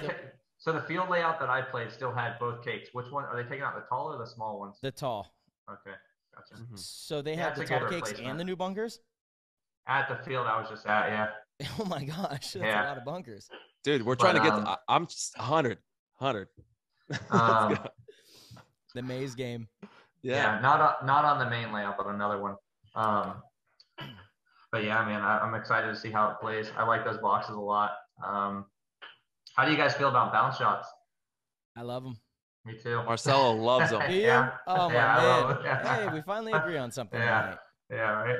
I like him. He's just still mad that he's wrong. I'm not mad. It's okay. It's okay. It was like a 50-50 win. They played semi-pro World Cup. And we all know everybody only remembers World Cup. So like what we did the rest of the season, what do you think? You guys won Chicago. Nobody remembers this is all propaganda. I know, right? We won Cup. This is all propaganda. 08, we won Cup. I think that's all people remember. Chicago. I remember it was a lightning storm and we left the event. No one cared. Propaganda.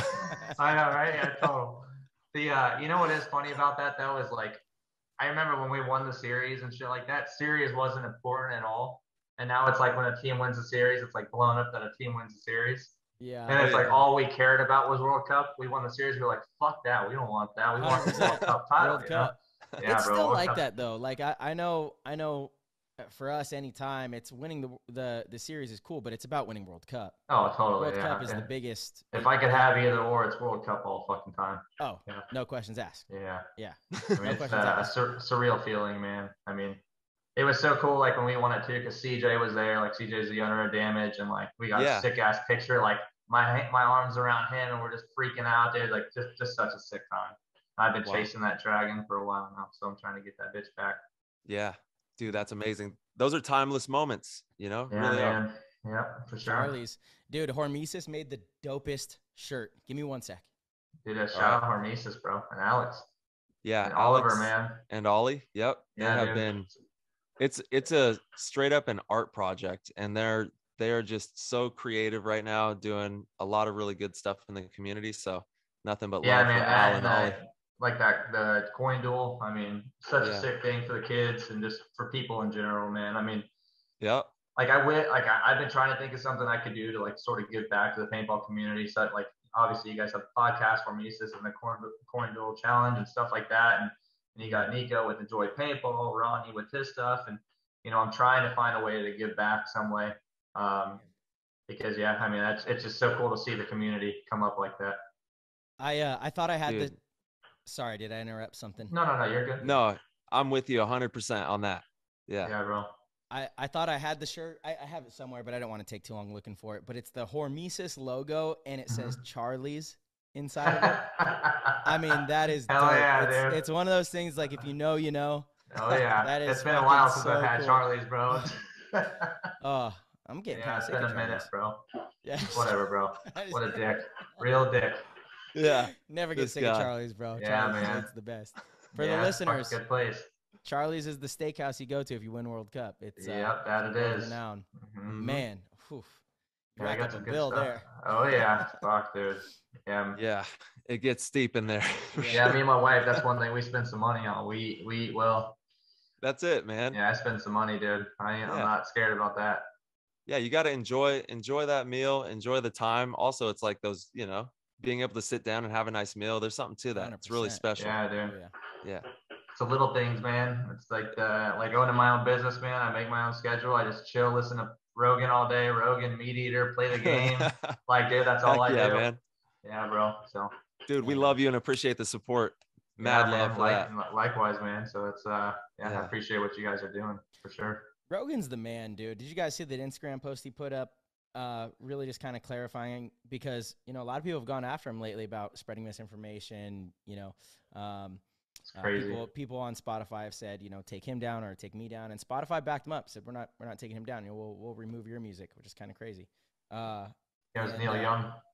Yep, Neil Young, exactly. I was gonna not use names, but yep, Neil Young. Whatever, dude, throw him out there, dude. Fuck, I don't give a shit. Yeah. I love Neil Young and I love his music, but yeah, I mean, yeah. Obviously that's the sad part about it is obviously Rogan has on controversial people, like to a lot of the mainstream out there, but like he argues, it's like if you attack Rogan, whether you like it or not, like you're just attacking. You're attacking the U.S. essentially in a way, because you're censoring someone just because you don't agree with what they're saying.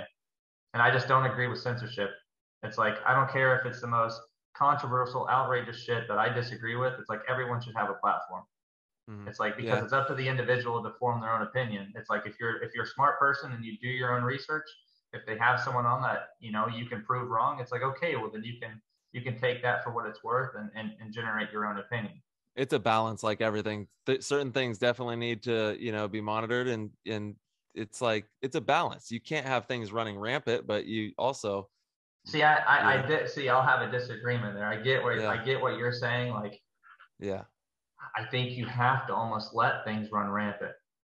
Yeah, I think you need to let people have their own decisions, and everyone has to. Well, I guess I'm just talking about really evil shit. Like there's really bad stuff that like should be censored. Like molestation. Sure, I don't even think we need to. I don't even think we need to open the can. But you know what I'm saying? Like there's definitely, there has to be a balance, and I think that goes in everything in life, right? Isn't that kind of the experience? I would agree. But when you talk about censorship and stuff like that, the people that come after Rogan are for leaving some very controversial people up on places like Twitter and stuff like that. So I can't even act like I haven't even heard a Rogan episode. I'm not even gonna lie, in years. I can't even act like I know. It's not even just Rogan though. Exactly. Anybody that's getting censored, and where do you draw that line, right? Do you draw the line at people trying to recruit people to commit mass bombings, like where do you draw the line? Because there does need to be a line somewhere. Social media does have a responsibility to not allow people to build a group to go kill a bunch of people. Absolutely. But that line gets inched, further and further out, and it's a slippery slope. It is, because I agree. I'm all for let people talk, let people share ideas, bad ideas, horrible ideas, because then other people can rebuttal with better ideas, and then you let people make a decision for themselves. But there's a whole lot to take into account, like influence and responsibility in that. But yeah, it's such a that's a big pill. Yeah, I should clarify. I don't mean run rampant as far as like recruit people to go be terrorists or whatever the case may be.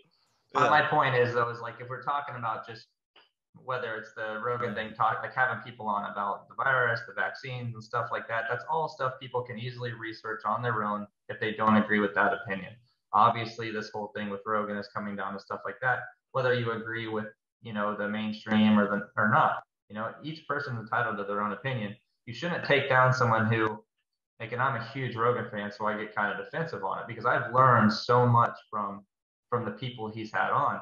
And whether it's stupid or not, like, I understand, like, I'm smart enough to know that if he has someone on that doesn't, like, I might not agree with, I can research and find out, like, if that is true or not, and then generate my own opinion. And maybe it's going to change it. But people need to be more open and not so one-sided. Like, not enough people listen. Like, half these people that are complaining about Rogan cherry pick little sound bites and don't listen to what he actually does. And I think what's going on with these artists sort of almost attacking Spotify in a way of saying it's me or him. I don't know if you guys listen to Crystal and Sagar at all, on Breaking Points at all. No, honestly, I got two sons. Yes. I don't get to listen to anything. I just listen to, hey, Dad, get me this. I got hey, you. Dad, that's all good, dude. All good. But Crystal Sagar is just they were on Rogan, right? Yeah, they're an independent news network, basically. And they were talking today. It's like, you know, they don't understand if Rogan gets canceled on Spotify, he's going to get his money from that deal anyways. And he's just going to go to another platform or start his own. And he's going to win regardless. So it's like. It's not true, though. Why is that? I mean, because YouTube can shut him down. And then what platform do you have? Like, look at Donald Trump. Technically, Rogan could start his own, and I think Rogan would have as big enough following. I mean, Trump has tried. It's not, you know, you don't hear, like, it's still censored. It's still censored because it's so limited, you know, like he's tried, it's DWAC. I forget that's the ticker. I know. But that's only, I would say that comes down now that if Rogan ends up being just as hated as Trump is. Yeah. So, I mean, he's still got a ways to climb. So. Yeah, for sure. No, it's just, it's such a slippery slope with speech. Not meaning to get political, but it's just. It's not political. That shouldn't be a political thing, right? It shouldn't be, but it is, unfortunately. That's a discussion about, you know, should people be able to share what's on their mind or not? Should people have the freedom to express what they believe in or not? Right. And that's what's scary about always, it. You know?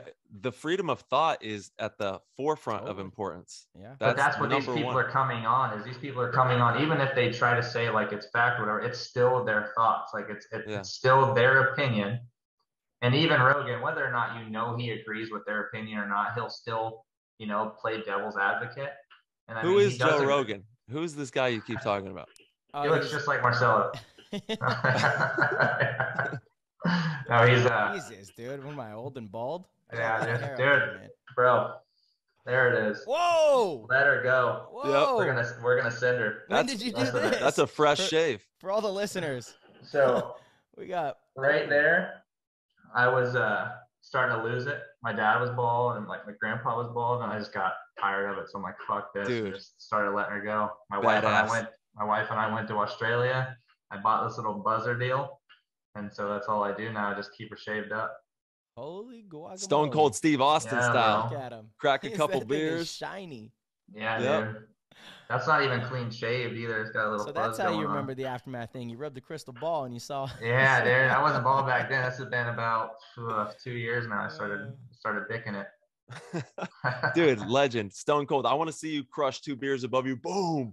And once then I'm done with paintball, I'm just gonna get tattooed and yoked up, dude. Yeah. Just be a crazy biker looking dude. Hey man, riding a bike's fun. Yeah, those things are a good time. For sure. Yeah. I don't even know how we got into the Rogan thing. Oh, it's because Marcelo. That wasn't me. I think he did lead it, yeah. Marcelo. Look at it. There's another emoji face. We got another one. Oh no, something doesn't smell right, guys. I feel like you had brought up Rogan. But anyways, my man, I know the Discord has a ton of questions for you. It did light up. We got a lot of questions in here. People are stoked to hear from you. If you got the time. Oh, we got the time, dude. We got plenty of time. I got time, dude. So you guys are good. You're in Florida, right? It's man. 9:41. 9:41. Are you gonna play Snapshot when we get off of this? Oh, I'm sure. Yeah, dude, probably. Because I think Holiday just downloaded it too, or is going to. Yeah, bro. So we're gonna be in there. All right. It'll take me like 30, 40 minutes to get this all uploaded and ready, but then I'm gonna hop in there for sure. Yeah, dude. Hopefully you guys are still on. I still don't even, honestly, I just got the Oculus. I don't even know how to do that. Like, you need to get in there, dude. Get in there, Tyler. Dude, I don't play any games at all. I don't do shit. This is the first like gaming of any kind I've done. since Yeah. DPB in probably like 2007. All I do is buy fish and shit and go fishing on my free time and play paintball. There we go. It's if it's anything like that, like the Netflix, when you go to watch Netflix in there, it's like you're in a theater. Yeah, you bro. know? I built the stock too for this stupid thing. Yeah. How? Yeah, What dude. did you build it out of? Just PVC, bro. We actually have, yep, we have some Yeah, from dog. our boy Fab. Oh, look at yours, dude. This is Yeah. funny. Dang. No, Sick. mine's as janky as it gets, bro. Yeah, I was gonna say shout out to Fab. Wow, This is a little bro. more legit. Dude, get him to send me one. For the YouTube, check out the YouTube. Yeah, dude. It's he could probably start making some dough. So where's the other one go? So I don't use one for the left. What do you mean? What do you mean? Where does the Oh, other I one get go? it. So like with this deal, like I can set the left one, like sort of hold it in the front so I can still snap with both hands. And then when you need to reload it, it's just right there. Well, and you don't switch hands ever. You just shoot. No, I'm pulling a Jason. Yeah, see, Edwards, that's the KLH move, everywhere. honestly.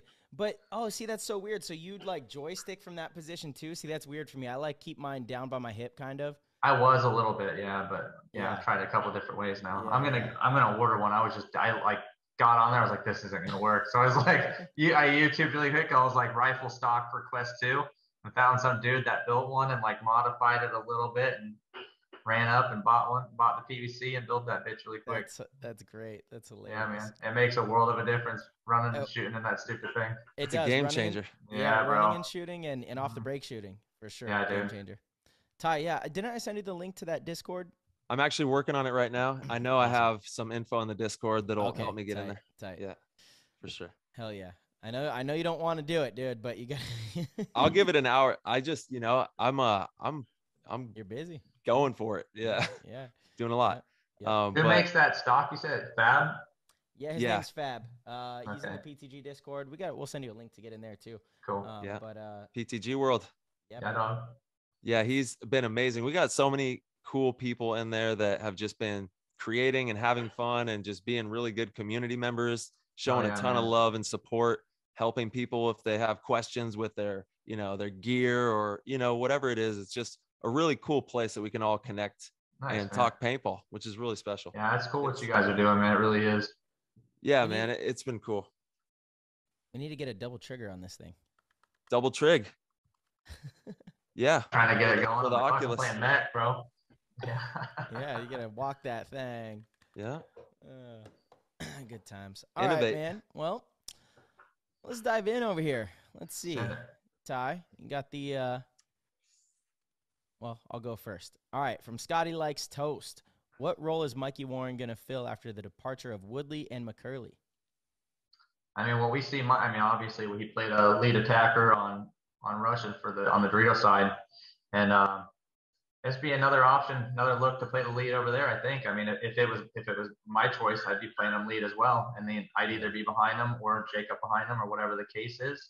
I'd like to play behind Mikey because I understand how important it is for that second guy to be close to you, like after you've caused enough chaos. And I just think I do really well in that position. And same with Jake. Let Mike go do what he does and fill in behind him. And, you're right there to clean it up. Nice. Yes, sir. We got young Stevie. We did talk about kind of the first part of the question, but he does want to know, do you think the more controlled and slow style of damage paintball hasn't evolved into the faster style we're seeing lately? And what kind of changes do you expect for the team to make for 2022? Bonus question. How do your knees survive at CFP? That's what he said. Yeah, I mean, first question, I definitely think we've been lagging a little bit. And, I'm going to definitely talk to Joey a little bit too and talk to the guys and see what we can figure out to, maybe start practicing a little bit different and try to take that mindset into the events and just play a little bit faster. And then as far as my knees, they don't hold up. I'm doing everything I can to trying to follow knees over toes guy to get my knees where they need to be. So Marsh has been doing it. Yeah, man. Walking backwards. Mm-hmm. Do you have a sled? No, I just use the one. I just use the sled at Crunch. But I just use a regular. Yeah, I've got access to one. Yeah. So you could you have the thing where you could go backwards with that. Yeah, so I just have to hang on with the handles and walk backwards with it. Gotcha. I don't have the one where I can put them on my waist. That's the key. That's the damn. Yeah, key. man. So just that and just trying to cut some weight, some more weight off. So Nice. Awesome. From CM Harry, what is your favorite marker that you have that you have shot? We're gonna guess that's the TM40 Lux. And what is your favorite win that you've been a part of? Definitely currently my TM40, obviously. I just got a new like red and black like fade one that fucking shoots so good, dude. Like just so ridiculous for whatever reason. Like it's so nasty.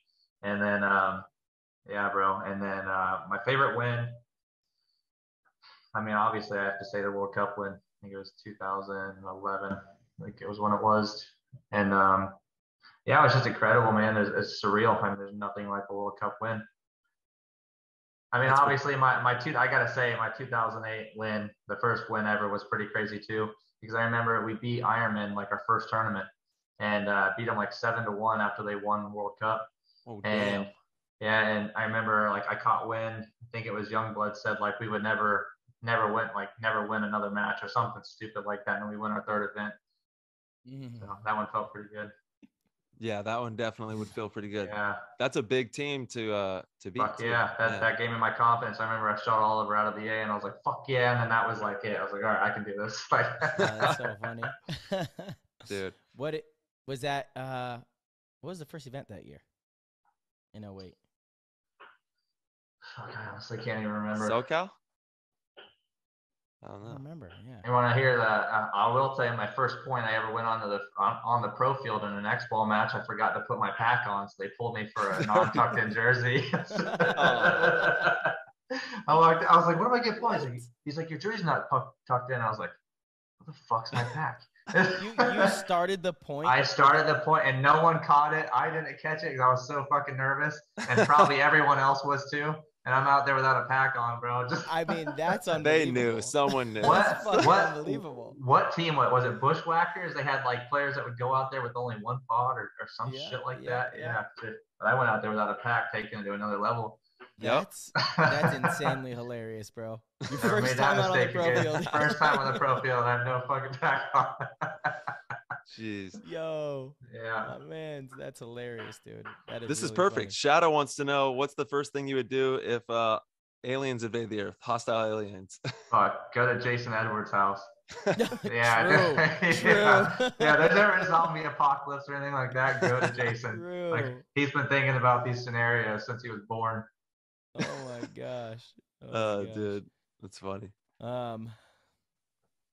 Well, from our man SoCal Blaze, since we've been talking about bunkers, this is great. I do love that we're always like connected with the Discord. I feel like they ask questions that are relevant to the conversation, but ask him with the addition of the new and additional bunkers. That's a little redundant there, Steve.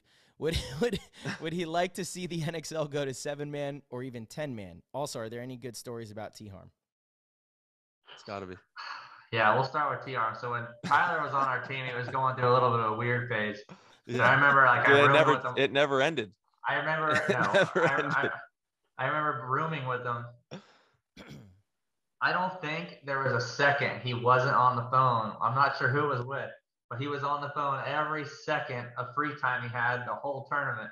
And he roomed with me, and I don't think I ever saw him. It's just you see him at like the end of the hallway on the phone with someone the whole time. That was when I was like in my early 20s going through the worst times. Oh my gosh. Mother Russia? Yeah. Well, it was heavy. It was a heavy time. Yeah, and like I had this crazy ex. It's a long story. Dude. Yeah. Me too. I've got some for you in person, I'll tell you for sure. Yeah. As far as the new bunkers, I almost feel like they're trying to get it back to 7-man. Is what I like to see it. No. I like the 5-man format, and I like the way the game is played. I think if 7-man, if they're, let's say, like conspiracy theory type shit, if they're trying to move towards that, let's separate it and go to another 7-man league or do a spinoff in the NXL to have a 7-man division. Keep the 5-man separate. Mm-hmm. I like that. Yeah, I'm a fan of all of it. I think 10-man on a football field would be super dope. Dude, I'm down to play whatever. Like I go play some of the 10-man tournaments, and I mean they're so much fun, man. Yeah, totally. I mean, like everyone says, I'm a fan of all of it for sure. But I love the fast sport. Hold on. That That was the story of me. The story of me was me crushing business nonstop on the phone. We got to get a better. I need a better story. That's facts. You need a better story for sure. I got to get him. Dude, There's got to be. I don't have a better one with T Harm, bro. I only got to play with him one a tournament, bro. I haven't got to hang out with T much. Yeah, but I have so many good just stories. in general. Doesn't just in okay? I got no. In general. We're going in general. Okay. What event was it? I think this was 2000. Don't bury me here, all right? No. This was one of the funniest things I've ever seen in my life, and probably one of the best things I've seen. Your gun goes down or something happened, and I think it was 2011, and I forget who the fuck is in the snake. And you're like, just stay there, some shit like that. You run down the field, dive over, bunker some dude, dive over, laying out in the wide open on the tape. The corner guy comes out and you shoot him one ball like right in the face, like wall laying on the ground. It was so nasty. Was this with Dynasty? Yeah. It was with Dynasty, yeah. 2013? Yeah, something like that. Yeah, we ended up playing you guys in the finals that event. That's right. Yeah, but Dalton was like, you got to do something about this snake player. And you're like, hang on. Yeah, dude. Just like, I got you, dog. And I just went and bunkered out the snake player. Thomas, he was in the corner. That was Thomas Taylor who was in the corner. Gotcha. He was pissed. Yeah. All I remember sitting in the stands and watching him lay on the fucking ground in the wide open and shoot the dude in the corner. Having fun. I got for Tyler, man. Dude, I love it. Thank you. That makes me feel way better. I won't leave you at a weirdo status. You're good. Yeah, thanks, dude. Well, like I said, it never ended. I'm a weirdo, bro. I got you all day. Yeah. Good story with you, Chad. We got those amazing beaver tails up in Canada. No, fuck yeah, dude. I got a picture somewhere between you and beaver Mouse. Tail. Him and Mouse are sharing a little beaver tail pastry. It's like a Cinnabon tie. It's not an actual beaver tail, but they're called beaver tails. It's like a franchise. I wanted to start one called Busiere's Beavers and bring it to the U.S. There we go. Dude. All right. We have, let's see. Mole King. Shout out Mole King. Chad, which pro would embody the underground in paintball? Like who's the underground pro embodiment right now? Not sure exactly what he means by that one. Who's the up and coming underground pro, or that represents the underground? I think is essentially what he's trying to. I think it's tough because you don't see a lot of them. I think the Chris Horn kid on our team is definitely the up and comer for sure. Awesome. What's so crazy about Chris, or so good about Chris, is he's there. He's working in his backyard when he's home. He's like lives on a lake, snapping in the backyard at targets. He's the only kid I've seen that's coming up and is still working as hard as we used to. He's wants it, dude, more than anyone I've ever seen, and I think he's the one. Dude, that's awesome. We can't wait to see him play out there. Absolutely. Yeah, I hope he gets out there, man. Yeah. All right, from Bortega. Shout out to the Bortega. Chad, does Damage have any divisional teams you all scrimmage a lot and keep in mind to farm future players? Shout out to 956 RGV, whoever that is. We have. So you've got the Shenanigans team, and then also a team called the Killers that are out at CFP almost every weekend. We played against them. Our divisional team played them this weekend. Yeah. Okay. Yeah. And Chris Horn actually came from the Killers. Okay. We had a team sort of called like the TBD Jits. There were some super nasty kids on that team. Still great players, but obviously, when you try to go through that transitional period when you're around 17, 18, that's like when you're gonna go pro. Like obviously, you guys younger, but as the players get older, once they hit, seems like that 18 years old threshold, it's like you're either going to go or you're not. So it's either real life shit's going to grab you or the game's going to grab you. And for them, real life stuff just kind of took the priority. Mm-hmm. Bushido wants to know when you're going to start playing Snapshot. You already are. Do you want? If you want a bunch of followers, you can just drop your gamer tag. No, I'm still just playing as a guest. It's like 1678 or something like that. Oh, so that's bullshit. What? What do I gotta do? Okay, you got to sign up. Yeah, you got to sign up go to snapshotvr.com and create a little account. so that keep track of all your stats. Oh, that's fine. I ain't scared. Yeah. I ain't scared, dog. You can't go and get all this practice before they start keeping track of your stats. Oh, I can do what I want, dude. Yeah, He's supercharged. He's ready to go. Yeah, bro. I'm not gonna come in there looking like a chump. I know. I made the mistake. I made the mistake of like signing up right away, and my KD just was like not good.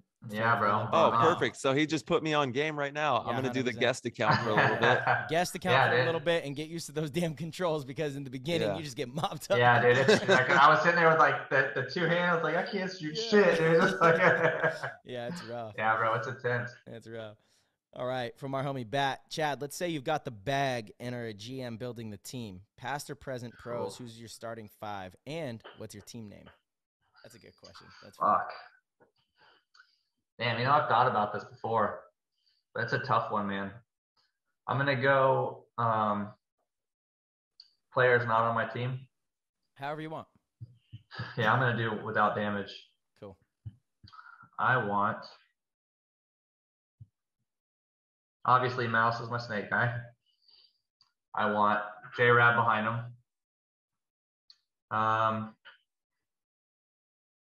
Dorito side, I want Karslev. That's who I want. I want Mishka behind him. And I want Oliver up the middle. Ooh. Boom. Damn. Yeah. Interesting lineup. Yeah, it's definitely not something people would think of, but the way I look at that one, obviously Mouse is attacker. I think J-Rab is, the best player in the league, personally. When J-Rab's on, he's fucking ridiculous. I've seen J-Rab play so much. I think he's probably the top player there is. Obviously struggled a little bit recently, but when he's on, he's a motherfucker. So you put J-Rab behind Mouse to clean it up. You put Oliver in the middle to control it all. Dude, I love Ollie's back. I love that. Yeah, and then put Mishka behind Karslev. Let Karslev go wreck shit, and Mishka's right there to clean that up. What's the over/under on Ollie coming back? What do you think? What do you got? He's too happy, dude. He's done. He's not coming back. No way. I want him back so bad. I think he's living his life happy, dude. He's already back. He's been back. Really? Yeah. No he's way. coming. He's going to Dynasty. You No heard way. it here first. Oh, propaganda once again. That is propaganda. Fake news. I would love to see it, man, but I think he's too happy, man. I think he's done what he needed to do for the game. I mean, I think we let that man live in his peace. Couldn't agree more. Yeah. He's the GOAT, dude. Yeah, He's dude. the one. Man, I never fucking get picked, dude. Yeah. I didn't pick Tyler either, so don't worry. Yeah, it's equal. It's all right. Where's the sad equal. button? Is it? Get the sad one. It's such a tough thing, man, because there's so many top players, and it's like you try to think back of like the players, but you just can't. Like for me, I can't really remember. Like all I know is Karslev will be in your shit. Like before you know it, Mishka. There's only 2 pro jerseys I own. One's Mishka, one's Alex. And damn, and you didn't even pick Alex. What's that? I know, man. And Alex probably gave it to you right off his back.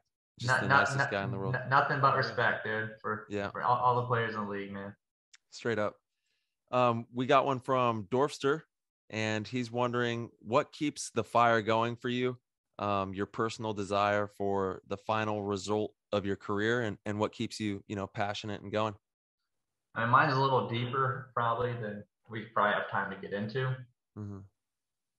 But I'll go back just a little bit. Like leading up to before I left to go to Impact, I was probably like at the peak of my game. After Impact, I fell off and struggled really bad mentally. So what's really driving me now is you always hear like getting knocked off that mountain and trying to find your way back. So I'm on my climb back. And so me, it's about finishing my business and, overcoming the anxiety and stuff like that. So I've got, my own personal battle that I'm trying to overcome because I want to go out on top, and I don't want to go out by letting like something emotionally beat me. Yeah. And that's what that keeps me going, is trying to win this fight. Well, dude, we got your back 1,000,000% on that. And Appreciate it. it's that constant pursuit of, chasing it every day and just clocking in and having fun with the process with your team and everything. And, that's the best part about it, is those moments, So Yeah, man, that's sure. amazing stuff. All right. My last question, I think, is from CB2K. And it's a question I know a lot of people, you definitely hear people talking about this, but what's the plan with Keith? He's been somewhat forced to play more tempered and not being able to utilize his strength, which is his explosive speed and aggression. Have you guys addressed that? Is that something that you guys feel within the camp, or is that just kind of inexperienced eyes, on the outside looking in? I think that's kind of inexperienced eyes. It's not like, I think a lot of people get them, like, you hear about how players talk about teams and how players aren't even being utilized. A lot of that's not game plan. It's not like we go in there and tell players to go sit there, play cross, like whether it's Keith or me or whatever the case. It's just what the game is breaking out to be. If Keith sees the movie, he's going to take it. Sometimes could it be faster all around as the whole team? Sure. But that's on Keith. I mean, if he sees that he wants to take it, he can take it. It's not like he's forced to play cross. We don't have anyone telling us, like, you need to go here and sit there on the cross. So, obviously, if we all decide as a team that we want to go in and play more aggressive, then we're going to see Keith play more aggressive, and me and Holiday and everyone across the board. But Keith's Keith's the elite of the elite. So it's not like, it's not like we're trying to control him. Yeah. Let him off the chain. Just bro. Let him go.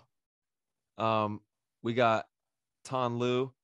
He's wondering, can you find him a TKO jersey? He's looking. Needs one for the collection. Hit up Mikey Warning now. That he's back, dude. He's probably got one for you. There we go. That's a good lead. And who's the most underrated player on Damage? It's tough because it's got to be Jacob, dude. It's either Jacob or Brian. So here's I would say this. A lot more fans and spectators of the game know who Jacob is than they do Brian. Do you think but so?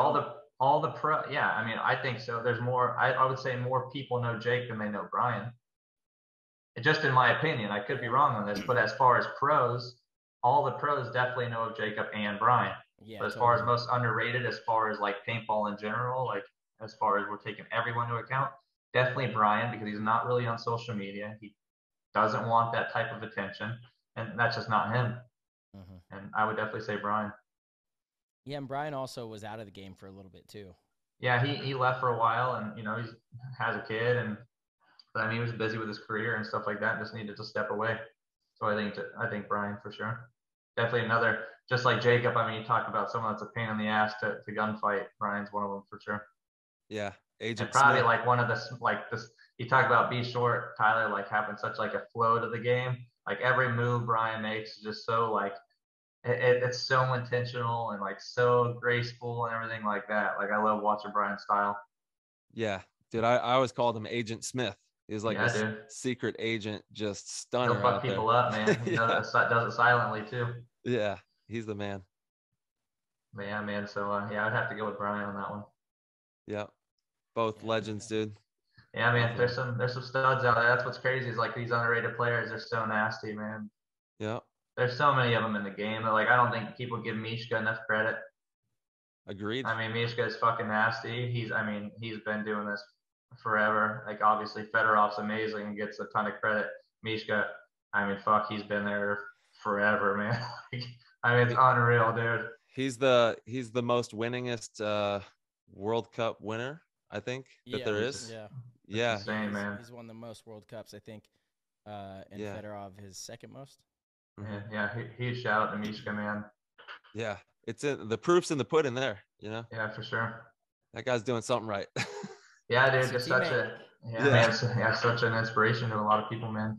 Yes, he is, and just such a good person to be around. Like his passion and drive is really inspiring. Yeah, man, I love Mishka. So it's like it's funny because you have a lot of players that look up. Like, seems like a lot of players or a lot of pros looked up to certain players like that. Most people would would expect, and like mine were kind of like the oddballs almost, like for me, like Matt Richards, like Paul Richards' son, between Paul and Matt, like helped me the most. Like I owe so much to them as far as my mental game coming up. If it wasn't for those two, I never would have been able to make it in pro, because my mental game was like, I went through like quite a lot of trauma when I was younger with my dad and a brother dying.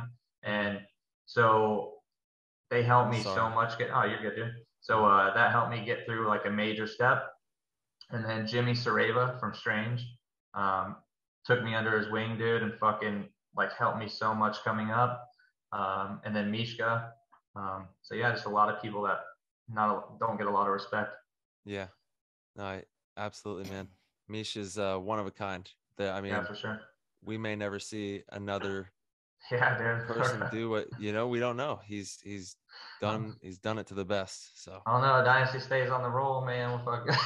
Yeah, you're not wrong. Dynasty is. Let's see if we can put a stop to that this year. They got the Dynasty magic, Yeah, for real. The magic is real, man. It's a crazy thing. It's a crazy thing.